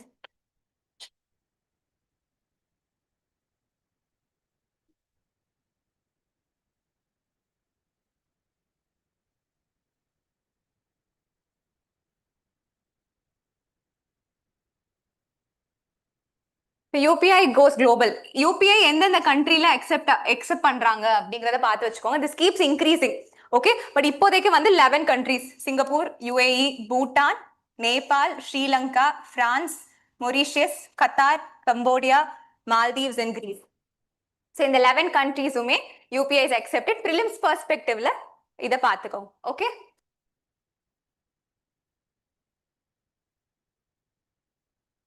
அடுத்து டிஜிட்டல் காமர்ஸ்க்கு பார்த்துருவோமா? டிஜிட்டல் காமர்ஸ் பொறுத்த வரைக்கும் open network for digital commerce. அப்போ open network for digital commerce அப்படின்னா என்னன்னா, it is like UPI for ecommerce. UPI for இ-காமர்ஸ்னா எந்த பேங்க்ல இருந்து வேணாலும் நீங்க ஜிபே யூஸ் பண்ணி இன்னொரு பேங்க்குக்கு அனுப்புறீங்களா, அதே மாதிரி ONDCல வந்து எல்லா மார்க்கெட்ஸுக்கும் ஆக்சஸ் இருக்கும். buyers and sellers வந்து இங்க வந்து ஓப்பனா வந்து they can avail any market and any e-market e-commerce platforms அவங்களால ஆக்சஸ் பண்றதுனால தான் இது open network for digital commerce அப்படின்னு சொல்றாங்க. Okay, it's like UPI for பேங்க்ஸ்க்கு எப்படியோ அதே மாதிரி அந்த கான்செப்ட்ல தான் வந்து இ-காமர்ஸ்க்கு ONDC. Okay, it had over 20 crore buyers, 5 lakh sellers, and it had presence in almost 1,000 cities and nearly 90 lakh monthly transactions. ONDC புரிஞ்சுதா? It's a open digital commerce platform where multiple buyers and sellers வருவாங்க. வேற e-commerce platforms இருக்கும்ல, அது எல்லாமே it will be available in open network for digital commerce. Okay, அப்போ இது என்ன பண்றாங்க அப்படின்னா, இது இ-சரஸ் அப்படிங்கிறதுலயும் இந்தியா ஹேண்ட்மேடோட இன்டெகிரேட் பண்றாங்க. இ-சரஸ் அப்படிங்கிறது என்ன அப்படின்னா, செல்ஃப் ஹெல்ப் குரூப் விமன் இருப்பாங்கல்ல, அவங்க தயாரிக்கிற ப்ராடக்ட்ஸை வந்து இந்த ஓப்பன் நெட்வொர்க் ஃபார் டிஜிட்டல் காமர்ஸ்ல கொண்டு போய் வித்தோம்னா அவங்களோட வாழ்வாதாரத்தையும் இம்ப்ரூவ் பண்ணலாம் அப்படிங்கிற ஐடியால இ-சரஸை வந்து இன்டகிரேட் பண்றாங்க. இந்தியா ஹேண்ட்மேட் அப்படின்றது நம்ம ஹேண்ட்லூம், நம்ம ஆர்டிசன்ஸ் வீவ் பண்ற க்ளோத்ஸ், இது எல்லாத்தையுமே வந்து இதோட இன்டகிரேட் பண்றதுனால இவங்களோட ஆக்சஸை வந்து கொண்டு போய் சேர்க்கிறாங்க. Okay, it expands market access for self-help group women, weavers and artisans across 11 buyer apps. Okay, so e-Saras India handmade note பண்ணிட்டு integration of ONDC with e-Saras அப்படி எழுதுங்க. ஓகே, அதே மாதிரி Sahayak WhatsApp bot supports small business in 5 languages. So again, this is a very important initiative. So Sahayak வந்து என்னன்னா ஒரே லாங்குவேஜ்ல இல்லாம அவங்கவுங்க ரீஜனல் லாங்குவேஜஸ்ல சப்போர்ட் பண்ணுது. அடுத்து வந்து கவர்மெண்ட் இ மார்க்கெட் பிளேஸ் ஜெம் அப்படின்னா என்ன அப்படின்னா, கவர்மெண்ட் ப்ரொக்யூர் பண்றது அவங்களுக்கு தேவைப்படும்ல குட்ஸ். இப்போ வந்து கம்ப்யூட்டர் தேவைப்படும், ஒரு கவர்மெண்ட் ஆஃபீஸ்க்கு கம்ப்யூட்டர் தேவைப்படும், ஃபர்னிச்சர் தேவைப்படும். ஸோ அவங்க வாங்குற இடத்த தான் வந்து கவர்மெண்ட் இ மார்க்கெட் பிளேஸ் அப்படின்னு சொல்றாங்க. ஸோ பையர்ஸ் செல்லர்ஸ் இருப்பாங்க, இவங்க கிட்ட இருந்து கவர்மெண்ட் வாங்குறது தான் வந்து கவர்மெண்ட் இ மார்க்கெட் பிளேஸ் அப்படின்னு சொல்றாங்க. இங்க என்ன பண்ணிருக்காங்க அப்படின்னா 11 lakh MSMEs கொண்டு வந்திருக்காங்க. அப்ப 11 lakh MSMEs கொண்டு வந்தா என்ன ஆகும்? Government will buy from MSMEs, enabling MSMEs oda growth. பெரிய பெரிய MNCs ல வாங்காம நம்ம MSMEs ட வாங்கினா they will grow இல்லையா? So அதனால வந்து this is an important point. இதையும் நோட் பண்ணிக்கோங்க. It enabled over 11 lakh MSME to access government markets. So government வாங்குற இடம், government அவங்களுக்கு தேவையான goods and services procure பண்றது தான் வந்து government e-market place. So அதிலே வந்து ஸ்வயாத் startup runway for women and youth led enterprise initiative promotes inclusive public procurement. இப்ப ஜெம் போர்ட்டல் என்ன நடக்குது? Government is procuring goods and services. அப்ப இது வந்து உமன் லெட் என்டர்பிரைசஸ் அதுங்க கொண்டு வருது. அப்ப உமன் லெட் என்டர்பிரைசஸுக்காக அவங்களே என்கரேஜ் பண்ணி அவங்க இந்த போர்ட்டலை வந்து விற்கணும், அதை ஆக்சஸ் பண்ணணும் கவர்மெண்ட் அப்படின்னு கொண்டு வந்தது தான் ஸ்வயாத் இனிஷியேட்டிவ். ஓகே, ஸோ டிஜிட்டல் காமர்ஸ்ல என்னென்ன எழுதலாம்? நீங்க ONDC எழுதலாம். You can right ONDC's integration with e-Saras எழுதலாம். ஜெம் மார்க்கெட் பிளேஸ், அதுல 11 lakh MSMEs இருக்காங்க. So these are important data and Swayatt initiative. Okay,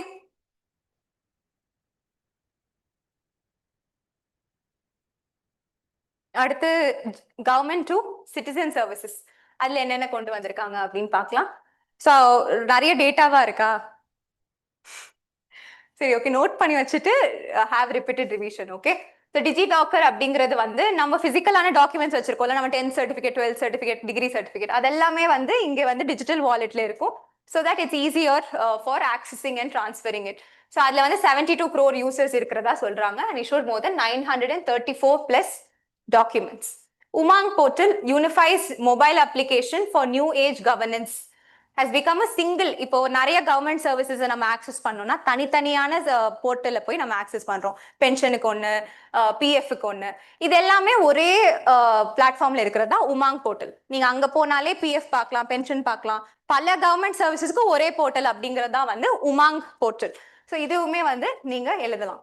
so it's single digital gateway for government services. அதே மாதிரி Aadhaar, we all know, it's created a trusted biometric identity platform for secure and instant digital authentication. So, இந்த மாதிரி ஒரு article வந்துட்டா we should treat it like a blessing. இதெல்லாம் டேட்டாவையும் நீங்க note பண்ணி அதை வச்சுக்கிட்டீங்க அப்படின்னா that will be a major help in your mains preparation. உங்க ஆன்சர்ஸ் அதை கோட் பண்ணும் போது your answers will be enhanced. Okay? DBTக்கு ஒரு டேட்டா நோட் பண்ணிக்கோங்க. DBT has enabled direct transfer of welfare benefits from 318 schemes across 56 ministries. அதே மாதிரி 52 lakh crores has been transferred through DBT across the country. So 52 lakh crores வந்து DBT நால it has been transferred அப்படிங்கிறது we have to understand. Okay? So education. Okay? Education வந்து திக்ஷா என்னன்னா it is நம்ம NCERTs open பண்ணோடனே ஒரு QR code இருக்கும்ல, அதை ஸ்கேன் பண்ணா you can view the content. So அந்த கண்டென்ட் இருக்கிறது வந்து Diksha platform. So accessible learning ரிசோர்ஸஸை கொண்டு வரது, QR coded textbooks, teacher training courses எல்லாமே அவைலபிளா இருக்கும் திக்ஷா பிளாட்ஃபார்ம்ல. ஸ்வயம் அப்படிங்கிறது இது வந்து எஜுகேஷனல் கோர்சஸ் வந்து நீங்க ஆக்சஸ் பண்ணிக்கலாம். ஓகே, அதான் வந்து ஸ்வயம் courses. Classes 12 to post graduate level வரைக்கும் கோர்சஸ் இருக்கும். ஸோ ஏதாவது எனக்கு கோர்ஸ் படிக்கணும் அப்படின்னா இந்த போர்ட்டல்ல போய் படிச்சுக்கலாம். ஸ்வயம் பிரபா அப்படிங்கிறது என்ன? ஸ்வயம் பிரபா அப்படிங்கிறது வந்து இன்டர்நெட் கனெக்டிவிட்டி இல்லைன்னா இது எப்படி ஆக்சஸ் பண்ண முடியும்? ரூரல் வில்லேஜஸ்ல எல்லா வில்லேஜஸ்லயும் இன்டர்நெட் கனெக்டிவிட்டி இன்னும் வரல இல்லையா? அப்ப வந்து டிவியில வந்து கொண்டு போறது. ஸோ அதுதான் வந்து ஸ்வயம் Prabha. It uses 40 DTH channels to broadcast high quality educational content, enabling students to access learning without internet connectivity. Okay. Next வந்து பாத்தீங்கன்னா PM e-Vidya. இது எல்லாத்தையும் இன்டெகிரேட் பண்றதா PM e-Vidya. Diksha, ஸ்வயம் பிரபா இது எல்லாத்தையும் இன்டெகிரேட் பண்றதா வந்து PM e-Vidya ஸ்கீம். கடைசியா வந்து automated permanent academic account registry APAAR identity. அப்போ ஸ்டூடெண்ட்டுக்கு ஒரு டிஜிட்டல் ஐடென்டிட்டி கார்டு மாதிரி, நீங்க எப்படி ஐடி கார்டு போட்டிருக்கீங்க, அது ஒரு டிஜிட்டல் ஐடென்டிட்டி கார்டு. அப்போ இது என்ன பண்ணும் அப்படின்னா அவங்களோட மார்க் ஷீட்ஸ், அவங்களோட கோர்ஸஸ், கிரெடிட்ஸ் இது எல்லாத்தையுமே ரெஜிஸ்டர் பண்ணும். அப்போ ஒரு ஸ்டூடெண்ட் ஹையர் எஜுகேஷன் போறாங்க அப்படின்னா இதை வச்சு யூஸ் பண்ணிப்பாங்க. ஒரு 12 டிஜிட் யூனிக் ஐடென்டிட்டி கார்டு வச்சு இது வந்து they will verify academic records when it's transferred to higher educational school மாத்துறாங்க. ஸோ இது வந்து டிஜிலாக்கர்ல இருக்கும். நம்ம போன ஸ்லைட்ல பார்த்தோம்ல. So that is with regards to automated permanent academic account registry. So almost 33.74 crore APAR IDs has been generated by June 2026.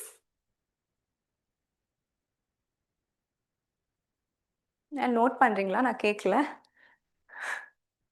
Okay. So powering India's digital work force. அப்போ digital work force இப்போ முதல்ல work ஃபோர்ஸ்க்கு skill கொடுக்கணும் அப்படின்னா நம்ம என்ன சொல்லுவோம்? கௌஷல் விகாஸ் யோஜனா சொல்லுவோம். இப்போ என்ன சொல்லலாம் நீங்கன்னா ஃபியூச்சர் ஸ்கில்ஸ் பிரைம் அப்படி சொல்லலாம். It equips learner with cutting edge skills. AI பத்தி இப்போ AI has become the new norm. அப்போ அதுக்கு ஏத்தாப்புல என்னென்ன ஸ்கீம்ஸ் இருக்கு அப்படின்னா future skills prime. It equips learner with cutting edge skill essentials in today's rapidly evolving digital landscape. அதே மாதிரி skill India digital hub. It brings skilling, digital learning and employment opportunities into a single platform. இப்போ Skill India Digital Hub இருக்குல்ல, இது என்ன பண்ணும் அப்படின்னா ஸ்கில்லிங்கும் கொடுக்குது, employment opportunity கொடுக்குது. அங்க போய் நீங்க ஒரு கோர்ஸ் அவைல் பண்றீங்க, அந்த கோர்ஸை கம்ப்ளீட் பண்றீங்க, அது மூலியமா you can get employment opportunities. மாத்தவா?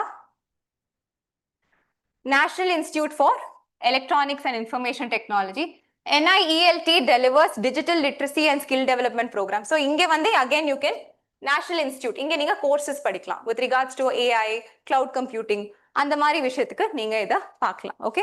Training கொடுப்பாங்க digital literacy and skill development. India AI mission quote பண்ணுங்க.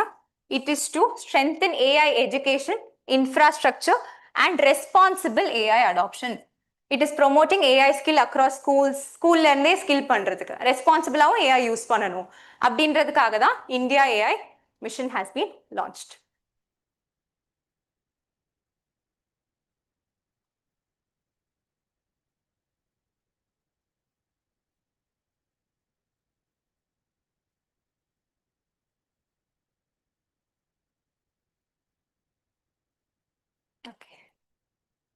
ஓகே. ஸோ அதோட அது முடிஞ்சிருச்சு. ஸோ கொஞ்சம் ஃபாஸ்டா போயிருந்தா try to pass it and take down the notes once you go home. அடுத்த topic போகலாம். அடுத்த topic is digital transformation of Indian judiciary. Okay. இதுவுமே PIBல இருந்து எடுத்திருக்கேன். இது நம்ம judiciary is a direct topic in your GS2 syllabus. So அதை வந்து நம்ம பார்க்கலாம்.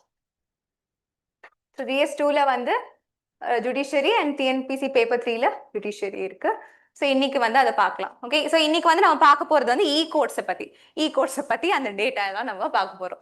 So the government has launch the courts mission mode project in 2007.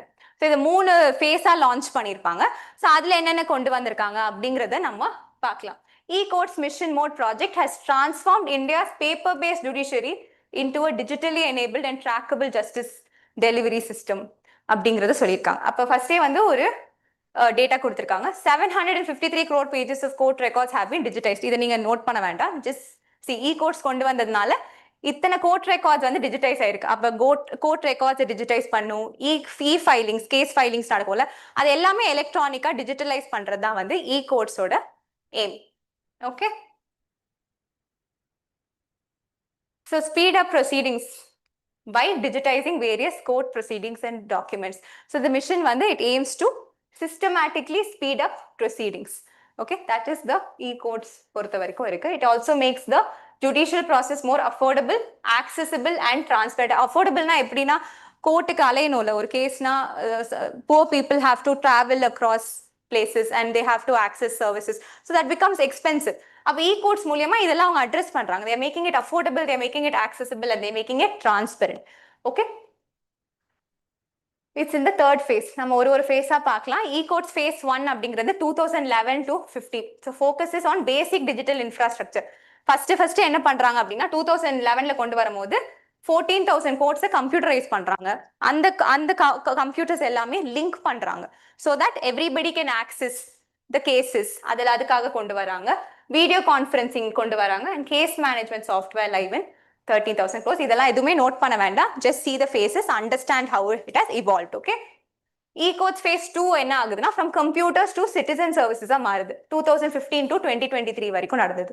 அப்ப இதுல வந்து இன்னும் கொஞ்சம் அதிகப்படுத்துறாங்க. வீடியோ கான்ஃபரன்சிங் கொண்டு வராங்க. 18,000 courts கம்ப்யூட்டரைஸ்ட். இங்க முக்கியமா 2 விஷயம் கொண்டு வராங்க. National judicial data grid and eSewa Kendras. So அதை பத்தி நம்ம பார்க்கலாம். ஓகே, ஸோ இதுதான் வந்து நேஷனல் ஜுடிஷியல் டேட்டா கிரிட்.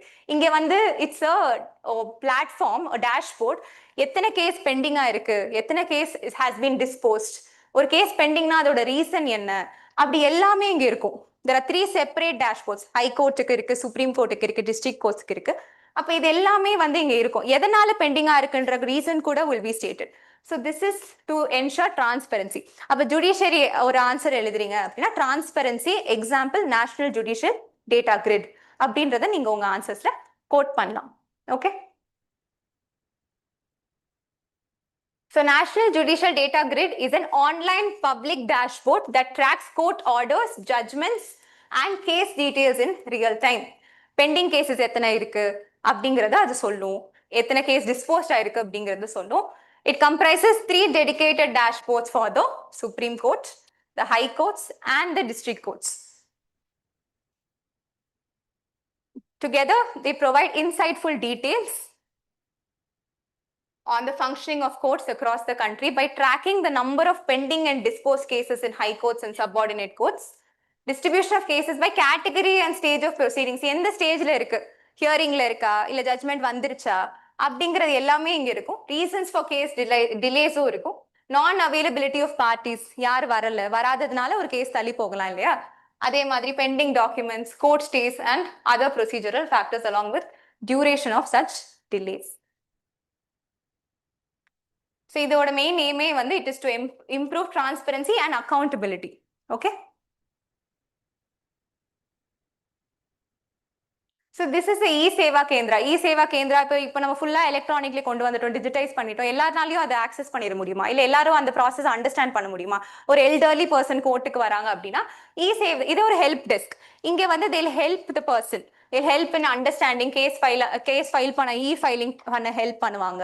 அதே மாதிரி டாக்குமெண்ட்ஸை வந்து டவுன்லோட் பண்ண ஹெல்ப் பண்ணுவாங்க. இந்த ப்ராசஸ் அவங்க ஹெல்ப் பண்றதுக்காக e-சேவா கேந்திராஸ் கொண்டு வந்திருக்காங்க. so this is also an important component in e-courts mission mode project. அப்ப இப்ப வந்து phase 3. phase 3ல என்னென்ன நடந்திருக்கு பாருங்க. 753 crores pages have been digitized, 1.25 crores have been e-filed. இதை நீங்க நோட் பண்ணிக்கலாம். 1.25 crore cases have been e-filed. Public can now watch live hearings in 11 high courts. Virtual hearings இருக்கு. People can appear virtually and that can also happen. Case management system upgraded for faster, more accurate filing. AI now flags. AI use பண்ண ஆரம்பிச்சிட்டாங்க. phase 3 என்ன, phase 3ல இப்போ வந்து they have inducted AI for better to file errors, legal research assist பண்றதுக்கு. Judges எல்லாமே வந்து research பண்ணுவாங்க, ஒரு கேஸ் படிக்கிறாங்க, ஒரு ஜட்ஜ்மெண்ட் டிசைட் பண்ணணும்னா there are court websites. அப்போ phase 3 பார்க்கும்போது என்ன எப்படி இருக்கு, த்ரிஷா சூர்யா கேட்டிருப்பார்ல ஹைடெக்கா ஒரு கோர்ட் வேணும் அப்படின்னு. ஸோ அந்த மாதிரி வந்து கொண்டு வந்திருக்காங்க e-courtsல phase 3ல. ஓகே, இப்போ வந்து நம்ம வந்து we are going to have take stock points. so benefits of digital courts என்ன அப்படிங்கறது PIBல எப்படி கொடுத்திருந்தாங்க தெரியுமா? சிட்டிசன்ஸ்க்கு என்ன, லாயர்ஸ்க்கு என்ன, ஜட்ஜஸ்க்கு என்னன்னு கொடுத்திருந்தாங்க. ஸோ இதை நீங்க நோட் பண்ணி வச்சுக்கோங்க. these are the stock points you can use for judiciary. So சிட்டிசன்ஸ்க்கு என்ன பெனிஃபிட்ஸா இருக்கும் டிஜிட்டல் கோர்ட்ஸ் வந்தா? Remote access to court services, regional language support. இப்போ AI யூஸ் பண்றதுனால ரீஜனல் லாங்குவேஜ்ல ஜட்மெண்ட் டிரான்ஸ்லேட் ஆகுது. அப்போ வந்து அதை புரிஞ்சுக்கிறதுக்கு ஹெல்ப் பண்ணுது. டேட்டா ஃபார் டைம்லி இன்ஃபர்மேஷன், ஒரு ஹியரிங் நடக்குதுன்னா அதை அலர்ட் பண்றது, அவங்கள்ட்ட டேட்டா சொல்றதுக்கு. சப்போர்ட் கியாஸ்க், கியாஸ்னா ATM மிஷின் மாதிரி. நம்ம வந்து அங்க வந்து பார்த்துக்கலாம், we can go and use it and அது வந்து டேட்டா கொடுக்கும். இந்த மாதிரி இந்த கேஸ் இருக்கு, இந்த ஸ்டேஜ்ல இருக்கு அப்படிங்கறதா வந்து சப்போர்ட் கியாஸ்க்ஸ் ஃபார் அசிஸ்டன்ஸ். அதே மாதிரி lower cost for accessing justice, uniform tracking of cases, and accessible design for easier use. Okay.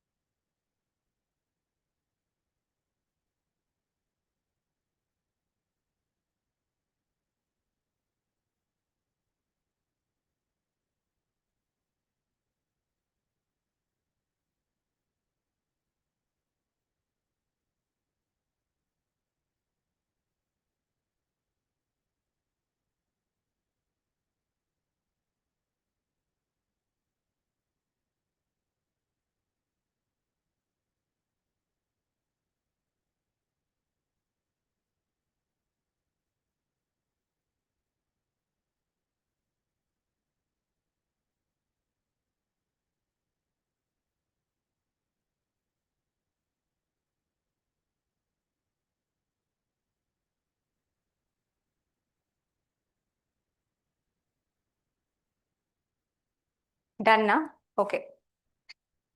Next move பண்ணலாம். So for lawyers என்ன benefits? So we saw for citizens, அடுத்து நம்ம lawyers-க்கு பார்க்கலாம்.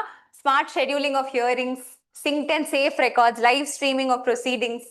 So இதெல்லாமே வந்து கொண்டு வந்திருக்காங்க. So everything is to ensure transparency in the judicial process. Tech support for digital court services. இது எல்லாமே வந்து lawyers-க்கு digital courts-னால நடக்குது. For judges என்ன data management dashboards for better case management, cases-அ manage பண்றதுக்கு வந்து இப்போ மேனுவலா இல்லாம டிஜிட்டல் கோர்ட்ஸ் மூலமா ஈஸியா நடக்குது. Cross court tracker for tracking cases across courts. வேற கோர்ட்ல ஏதாவது ஒரு கேஸ் இருக்கு ட்ராக் ஆகுதா, sometimes will be transferred between courts இல்லையா, அப்ப அதையுமே வந்து ஈஸியர் ஆக்கியிருக்கு. Case prioritization for efficient disposal. ஏதோ ஒரு இம்பார்ட்டன்ட் கேஸ் இருக்கு அப்படின்னா அதை வந்து ஃபர்ஸ்ட் பண்ணிடணும் அப்படின்றதுக்காக அதுவுமே இருக்கு. Fast search for quick access to case information, research access to support judicial decision making. அப்ப இங்க வந்து ஒரு ஏஐ டூல் கால்ட் லெக்ரா, இது நோட் பண்ணிக்கோங்க. AI tool that helps in assisting research for judges. ஒரு கேஸ் ஒரு ஜட்ஜ்மெண்ட் கொடுக்குறாங்கன்னா அவங்க நிறைய ரிசர்ச் பண்ணுவாங்க. அதுக்கு ஒரு AI tool தான் வந்து லெக்ரா, which is legal research and analysis assistant tool. It's an AI tool to help with research. Okay.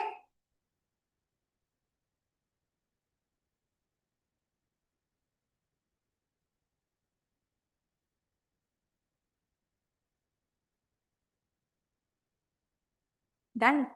Okay. அது மட்டும் இல்லாம இப்போ அகைன் இப்போ டிஜிட்டைசேஷன் அப்படிங்கிறது வந்து வெறும் கோர்ட்ஸ்குள்ள நடக்கல, மொத்த கிரிமினல் ஜஸ்டிஸ் சிஸ்டத்தையுமே வந்து தே ஹேவ் லிங்க்ட் இட்.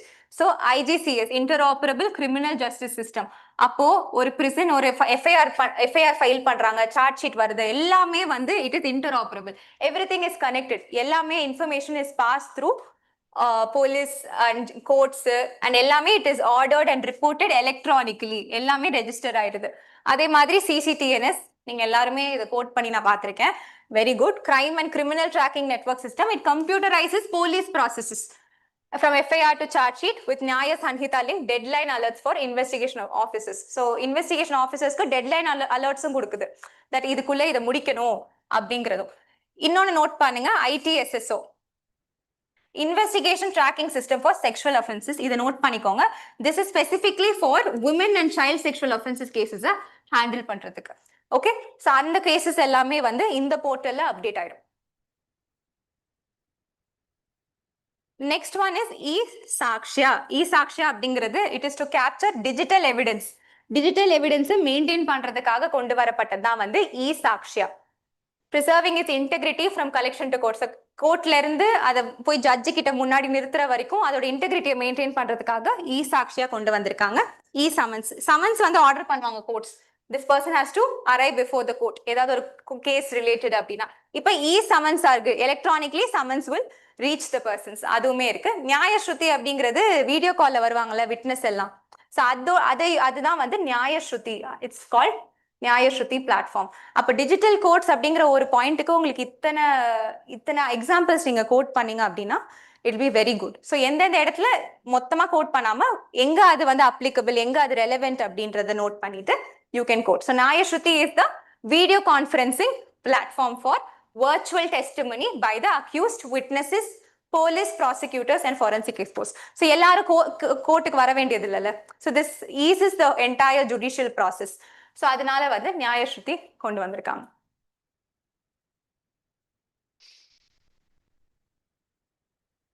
அடுத்து வந்து connecting police, courts, prisons and forensics. So forensic அப்படிங்கிறது digital case handling across forensic labs. So forensic லேப்ஸ்குள்ள இருக்கிற இன்டர்ஆப்பரபிலிட்டி. ஸோ அவங்க வந்து digital case handlings across forensic labs வந்து என்ஷூர் பண்றதுனால it will be easier. Prison அப்படிங்கிறது national network for prison and prisoner management. So இதுவுமே வந்து எலக்ட்ரானிக்லி டேட்டா எத்தனை பேர் இருக்காங்க அந்த மாதிரி பிரிசன் டேட்டா, பிரிசன் மேனேஜ்மெண்ட் இருக்க டேட்டா வந்து will be there in prison. அதே மாதிரி நம்ம பார்த்தோம்ல, இங்க வி சா ஃபார் எவிடன்ஸ்க்காக ஒன்று பார்த்துருப்போமே, சாக்ஷியா மாதிரி we have NAFIS, which is National Automated Fingerprint Identification System, centralized biometric database for real-time fingerprint matching against criminal records. So அந்த fingerprint matchingக்காக கொண்டு வரப்பட்டது NAFIS. ஸோ அடுத்து வந்து AI tools. What as the role of AI tools? நம்ம ஏற்கனவே லெக்ரா படித்தோம், ஜட்ஜஸோட legal ரிசர்ச்சுக்கு help பண்ணுற லெக்ரா படித்தோம். அதே மாதிரி வாய்ஸ் டு டெக்ஸ்ட். இப்போ ஜட்ஜஸ் வந்து தே கிவ் ஜட்ஜ்மெண்ட் கொடுக்கும் போது அதுவாக டெக்ஸ்டாக கன்வெர்ட் ஆகி அது ரெக்கார்ட் ஆகுது. ஸோ அது வந்து ஏஎஸ்ஆர் ஸ்ருத்தினும் டிரான்ஸ்லேஷன் பணினி டூல் அப்படிங்கிற பணினி வந்து ஏன்ஷியன்ட் இந்தியாவில் is associate with grammar, right? So இங்கே வந்து it is AI translation tool for regional languages translation. So அதுவுமே வந்து இருக்கு. Judgments are being translated into 18 Indian languages through electronic Supreme Court's reports portal. அப்ப 18 regional languages, Indian languagesக்கு translate பண்ணது judgments through ESCR, electronic Supreme Court reports portal. So இதை note பண்ணிக்கோங்க.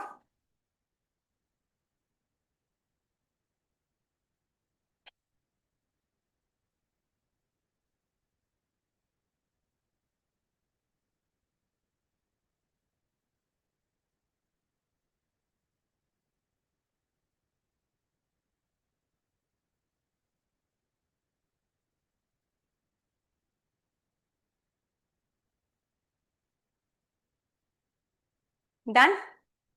Okay. So we've come to the last topic of the day. So Prime Minister's speech, 80th Independence Day. So இந்த ஸ்பீச்சோட key highlights நம்ம பார்க்கலாம். So இதை வந்து நீங்க எங்கெங்கெல்லாம் ரெலவெண்ட்டோ அங்கங்கெல்லாம் நீங்க கோட் பண்ணலாம். Okay? So UPSC GS2 and GS3 இந்த மாதிரி இடத்துல it will be relevant. Okay? So Prime Minister speechல first என்ன சொல்லிருக்காரு பாருங்க. Today Harghar Tiranga hai, Harman Tiranga hai, which means the tricolor is in every home and the tricolor is in every heart. அப்ப இது நீங்க எங்க code பண்ணலாம்? எஸ்ஏல code பண்ணலாமா? If you're talking about nationalism, if you're talking about a freedom struggle, அப்ப கடைசில you can say this Harghar Tiranga hai or Harman Tiranga hai. You can even use it in a conclusion. So இது நல்லா இருந்ததுனால I included it. So key announcements PM speechல என்னென்ன சொல்லிருக்காரு அப்படிங்கறத நம்ம பார்க்கலாம். AI skill mission. So இங்க வந்து we are targeting to train 1 crore youth in artificial intelligence within 1 year. Okay? So 1 crore youth in artificial intelligence. இதெல்லாம் நோட் பண்ணிக்கோங்க. These were the key announcements. Free online coaching கொடுக்க போறதா சொல்லிருக்காங்க. A nationwide digital platform using digital public infrastructure to provide free coaching for competitive examinations. நம்மள மாதிரி கஷ்டப்பட்டு படிக்கிற ஆஸ்பிரன்ஸ்க்கு வந்து ஃப்ரீ கோச்சிங் கொடுக்கறதா சொல்லியிருக்காங்க. Reduce to dependence on costly private coaching. அதுவுமே பிஎம் சொல்லியிருந்தார் அவர் ஸ்பீச்ல. Sports talent mission. So 2036 Olympic games நம்ம ஹோஸ்ட் பண்ண போறதுனால நேஷன் வைட் டேலண்ட் ஹண்ட் பண்ண போறாங்க for children age 5 to 16 years. இந்தியாவோட டேலண்ட்டை இன்க்ரீஸ் பண்ணணும் அப்படின்றதுக்காக வந்து there's going to be a nationwide talent hunt. So in the PM speech note பண்ணீங்கன்னா youth was the center of the speech. யுவான்னு தான் சொல்லியிருப்பார் அவரு. ஸோ யூத்ல வந்து அதிகமான ஃபோக்கஸ் இருந்தது. So youth were encouraged to participate in the census and families in digitizing. So ஃபேமிலிக்கு அந்த full ஃபார்மை வந்து நமக்கு ஹெல்ப் பண்றதா இருக்கட்டும், இல்லை இந்த ப்ராசஸ்ல வந்து digitizing household information for better governance. அதே மாதிரி they have said that AI, startups, drones, e-vehicles, aviation, bioeconomy இதெல்லாமே வந்து it's going to increase and generate employment அப்படின்னு சொல்லியிருக்காங்க. ஸோ நீங்க வந்து AI skill mission 1 crore youth in artificial intelligence அதை note பண்ணுங்க. அதே மாதிரி talent hunt for நோட் பண்ணுங்க. இன்னும் முக்கியமானது வந்து வருது, I'll tell you.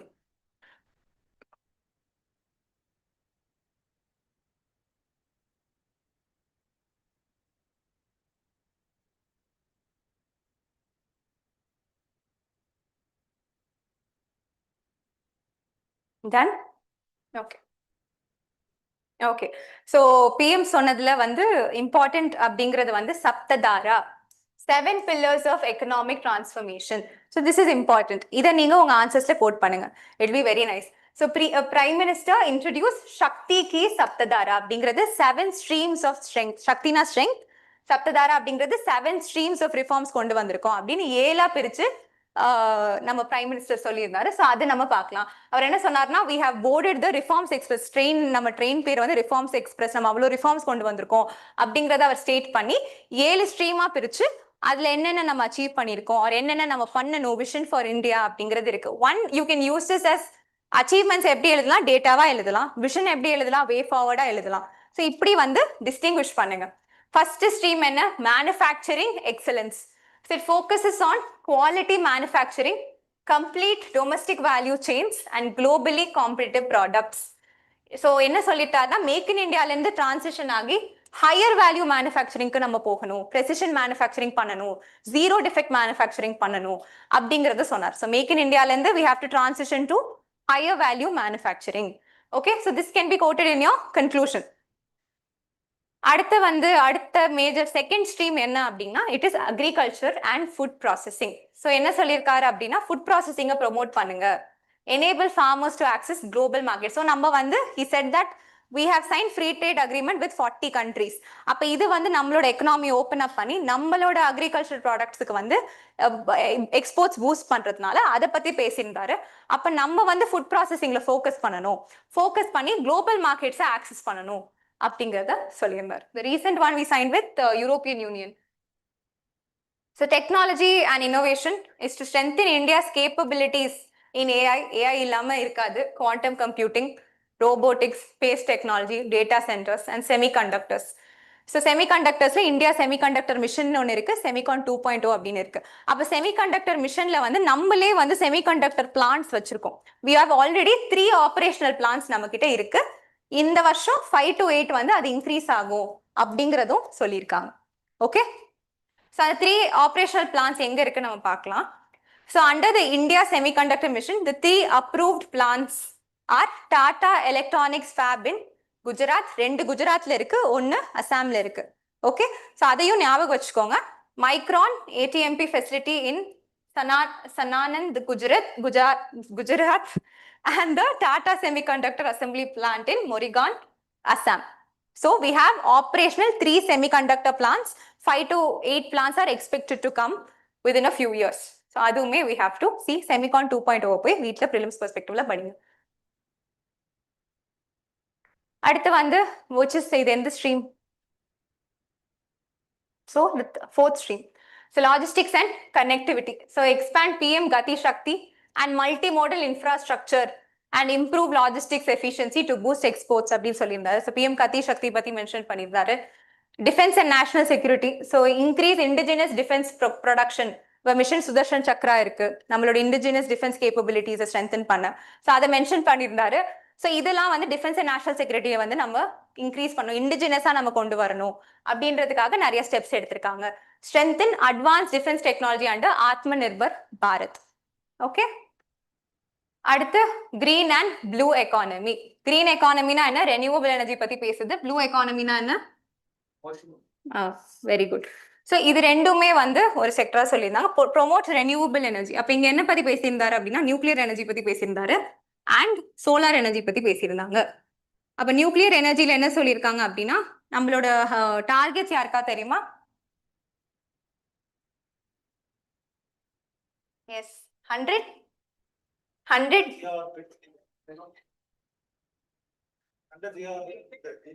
Okay, 100 gigawatts by 2047.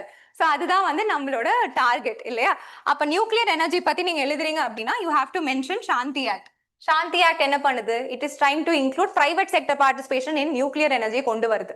ஆனா வித் ரெகுலேஷன், கவர்மெண்ட் ரெகுலேஷனோட பிரைவேட் செக்டர் பார்ட்டிசிபேஷனை கொண்டு வரதான் வந்து SHANTI act. So nuclear energy பத்தி எழுதுறீங்கன்னா the target is 100 gigawatts by 2047 and mention the Shanti Act as well. Okay, so அது வந்து with respect to renewable energy. Just a second. Okay, So with respect to renewable energy, அதே மாதிரி green hydrogen. So first, India has launched the first hydrogen train. எங்க launch பண்ணிருக்காங்க? ஹரியானால India has launched the first hydrogen powered train. So அதையும் போய் பாருங்க. So that also becomes very significant. So clean technologies and marine resources for sustainable growth. அப்ப green and blue economy வந்து stress பண்றாரு. Okay, renewable energy. Solar energy பத்தி பேசியிருந்தாரு. Almost 2 gigawattsல இருந்து இப்போ 160 gigawattsக்கு வந்து we have risen first with solar capacity. அப்ப அதுக்கு முக்கியமான ஸ்கீம் வந்து PM சூரிய கர் முஃப்த் பிஜ்லி யோஜனா. So அதுவுமே அவரு சொல்லியிருந்தார். India soft power. சாஃப்ட் பவர்னா என்ன? நம்ம கல்ச்சர், கிரியேட்டிவிட்டி, நம்மளோட சிவிலைசேஷனல் ஹெரிட்டேஜை வந்து குளோபலி கொண்டு போகணும் அப்படிங்கிறது தான் வந்து நம்மளோட soft power.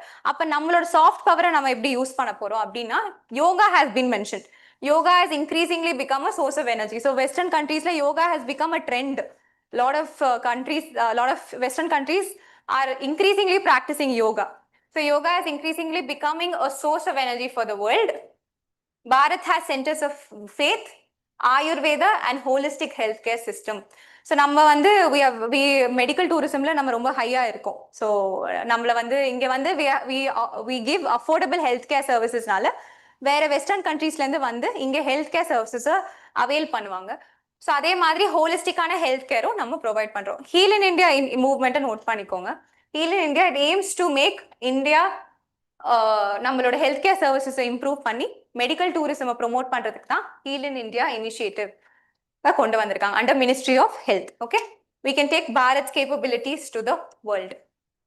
So India soft பவர்ல என்ன சொல்லியிருக்காங்க? யோகா பத்தி பேசியிருக்காங்க, ஆயுர்வேதா பத்தி பேசியிருக்காங்க, ஹீல் இன் இந்தியா இனிஷியேட்டிவ் பத்தி பேசியிருக்காங்க. So these are soft powers of India. அப்ப ஐஆர்ல உங்களுக்கு கோட் பண்ணணும்னா you can quote this medical tourism அப்படின்னு நீங்க சொல்லலாம். Heal in India initiative, yoga, இதெல்லாமே வந்து you can quote in your IR paper. So today Bharat has given tremendous strength to the WAVE Summit. WAVE Summit அப்படின்னா என்ன? World's Audio Visual and Entertainment Summit. So இந்தியாவோட media, entertainment, creative economy. What do we call creative economy? Yes, orange economy. So இதெல்லாமே வந்து showcase பண்றோம். We call people from different countries. அங்க வந்து collaborate பண்ணுவோம். OTT, films, media, entertainment இதெல்லாமே கொண்டு போய் நம்மளோட Indian cinema, Indian media and entertainment should reach the global stage அப்படின்ற நடத்துறது தான் வந்து வேவ் சமிட். ஓகே, ஸோ போன வருஷம் வந்து it took place in Mumbai, India. So அதுவுமே we need to know. It look forward to Bharat's world audio visual and entertainment summit. அப்போ soft power நீங்க எழுதுறீங்க அப்படின்னா you can write all these yoga, Ayurveda, heal in India initiative, வேவ் summit அப்படின்னு இது எல்லாமே நீங்க கோட் பண்ணலாம். So this is Saptadhara, 7 pillars of economic transformation. So use this word in your answers. Saptadhara அப்படிங்கறத யூஸ் பண்ணுங்க, either in introduction or conclusion. இது எல்லாமே நீங்க கோட் பண்ணலாம். Manufacturing excellence பார்த்தோமா? Transition from make in India towards higher value manufacturing. Agriculture and food processing. Technology and innovation. Logistics and connectivity. Defense and national security. Green and blue economy. And India's soft power. So these are the 7 streams of strength. Shakti ki Saptadhara. So other key points apart from these 7 points and the PDF la irundha idha vandu na eduthu vandiruken. So we'll just have a quick look at this. So we had set a target of making 3 crore sisters Lakpati Didis. அப்ப Lakpati Didi ஸ்கீம்னா என்ன? இப்ப self help group இருக்காங்களா, அந்த உமனுக்கு வந்து employment opportunity, entrepreneurship கொடுத்து வருஷத்துல அவங்களோட annual income should be 1 lakh or more. அவங்கள லட்சாதிபதியா ஆக்குறது தான் வந்து லக்பதி தீதி ஸ்கீம். அப்ப டார்கெட் என்னவா இருந்ததுன்னா 3 கோடி சிஸ்டர்ஸ் லக்பதி தீதிஸை கொண்டு வரணும் அப்படின்னு இருந்தது. அதை நம்ம அச்சீவ் பண்ணிட்டோம். So you can say that we have achieved this target of 3 crore Lakpati Didi அப்படின்றது. This is under Ministry of Rural Development, Deen Dayal Antayojana National Rural Livelihood Mission கடியில வந்து வருது இந்த காம்பனன்ட். ஸோ செல்ஃப் ஹெல்ப் குரூப்ல இருக்கிற உமனை வந்து train பண்ணி அவங்களோட house hold ஃபினான்சஸை improve பண்ணி 1 lakh மேல கொண்டு வரணும் ஆனுவலி அப்படிங்கிறது தான் இந்த ஸ்கீம். ஸோ 3 crore நம்ம அச்சீவ் பண்ணிட்டதுனால அடுத்து நம்மளோட டார்கெட் வந்து 6 crore Lakpati Didis. ஓகே, அதே மாதிரி EV பத்தி ஒரு டேட்டா இருந்தது. 25 lakh electric vehicles have been sold. Okay, so இதுவுமே நீங்க கோட் பண்ணலாம். இது வந்து கொஞ்சம் ஹாஃபஸார்டா தான் இருக்கும், because apart from the 7 streams of strength I've taken this data, it will be useful for you. அப்போ வந்து 2009 and 10ல வந்து 1.5 lakh electric vehicles தான் இருந்தது. இப்போ அது 25 EVs it has been sold. இதை நோட் பண்ணிக்கோங்க. சோஷியல் ஜஸ்டிஸ் கடியில இது ஒரு இம்பார்ட்டன்ட் காம்பனன்ட். ஸோ அதே மாதிரி ஸ்டார்ட் அப்ஸ் எக்கனாமி வந்து இட் ஹஸ் இன்க்ரீஸ்ட். இன்னைக்கு வந்து மோர் தென் 2.5 lakh ரெஜிஸ்டர்ட் ஸ்டார்ட் அப்ஸ் இருக்கு இந்தியாவில் அப்படிங்கிறதுமே வந்து பிரைம் மினிஸ்டர் சொல்லியிருந்தார் அவரோட ஸ்பீச்ல. அதே மாதிரி எனர்ஜி செக்யூரிட்டி பார்க்குறோம். எனர்ஜி செக்யூரிட்டியில் நீங்கள் என்ன மென்ஷன் பண்ணல, you can mention solar capacity, you can mention nuclear energy. அப்போ SHANTI act becomes very important. Nuclear energy பற்றி ஒரு ஆன்சர் எழுதுங்க, சாந்தி ஆக்ட் எழுதுங்க.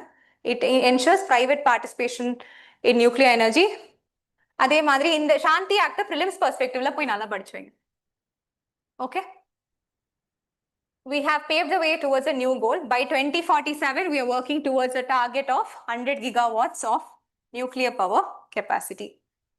So 12 years ago நான் சொன்ன மாதிரி solar energy capacity was only 2 gigawatts. இப்போ அது எவ்வளவா மாறி இருக்கு அப்படின்னா 160 gigawatts மாறி இருக்கு. அப்போ இது ஒரு டயக்ராமேட்டிக் ரெப்ரசன்டேஷன் போட்டு நீங்க காமிக்கலாமா? அது என்னென்ன ஸ்கீம்ஸ் இருக்கு? சூரிய சரோவர் யோஜனா அப்படின்னு ஒரு ரீசன்ட் ஸ்கீம் இருக்கு. பிஎம் சூரிய கர் முஃப்த் பிஜ்லி யோஜனா அப்படிங்கிற ஒரு ஸ்கீம் இருக்கு. ஸோ இந்த மாதிரி வந்து you can so this is the main key statements that were there in PM's speech for the 80th Independence Day. So that is what we have seen. இதை note பண்ணிக்கிட்டீங்களா?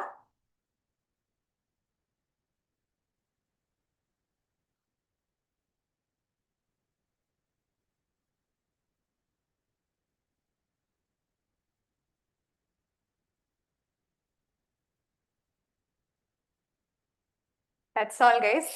With that, we have come to the end of. Thank you. With that, we've come to the end of 5 editorials. உங்களால data note பண்ண முடியலன்னா video போயிட்டு pass பண்ணி கண்டிப்பா note பண்ணுங்க. அது ரிப்பீட்டடா ரிவைஸ் பண்ணி அது உங்க மெயின்ஸ் ஆன்சர்ஸ்ல எழுதுங்க. இந்த வார மார்க்லயே அதை வந்து இம்ப்ளிமெண்ட் பண்ணுங்க. Okay, thank you so much.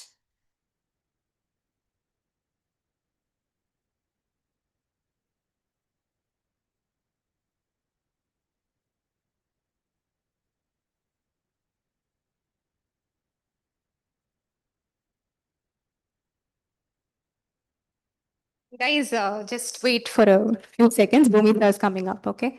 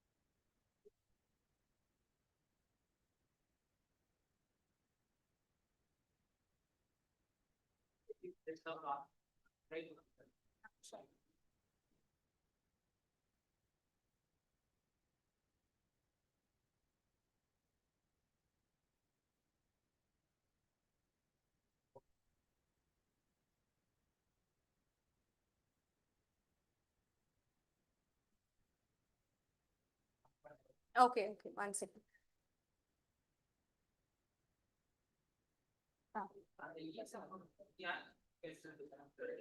Summons அப்படிங்கறது வந்து நம்ம கோர்ட் சமன் பண்ணோம். இப்போ நீங்க இங்க வரணும், இந்த கோர்ட்ல வந்து நீங்க இருக்கணும் அப்படின்றத சொல்லணும். நியாய ஸ்ருதி அப்படிங்கிறது வீடியோ கான்ஃபரன்சிங் பிளாட்ஃபார்ம். ஒரு விட்னஸ் கொடுக்குறோம்ல, விட்னஸ் வந்து நம்ம டைரக்டா போய் கொடுக்கணும் விட்னஸ். இப்போ வீடியோ கால் அது எல்லாப்பையும் சமன்ஸ் அப்படிங்கிறது எலக்ட்ரானிக்லி அந்த ஆர்டர் போகும். ஒரு கோர்ட்ல இருந்து ஒரு பர்சனுக்கு ஆர்டர் போகும் that you have to come here, இன்னைக்கு அந்த கேஸ் நடக்க போகுது, அந்த ஹியரிங்க்கு நீங்க வரணும் அப்படின்னு சொல்றது சமன்ஸ். நியாய ஸ்ருதி என்ன அப்படின்னா ஒரு விட்னஸ் கொடுக்குறாங்க, இல்ல போலீஸ் ஆஃபீஸர், ப்ராசிக்யூட்டர், இவங்க எல்லாருமே வீடியோ கான்ஃபரன்சிங்ல வரலாம் கோர்ட்ல. So that is the difference between summons and நியாய ஸ்ருதி.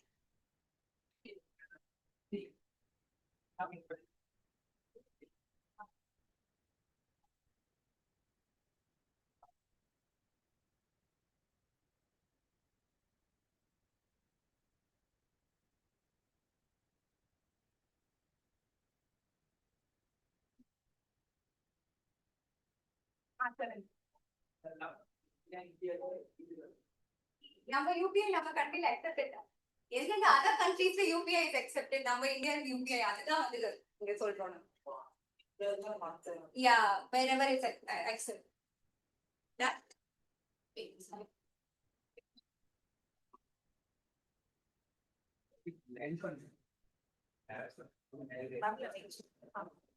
Yeah, so thank you guys.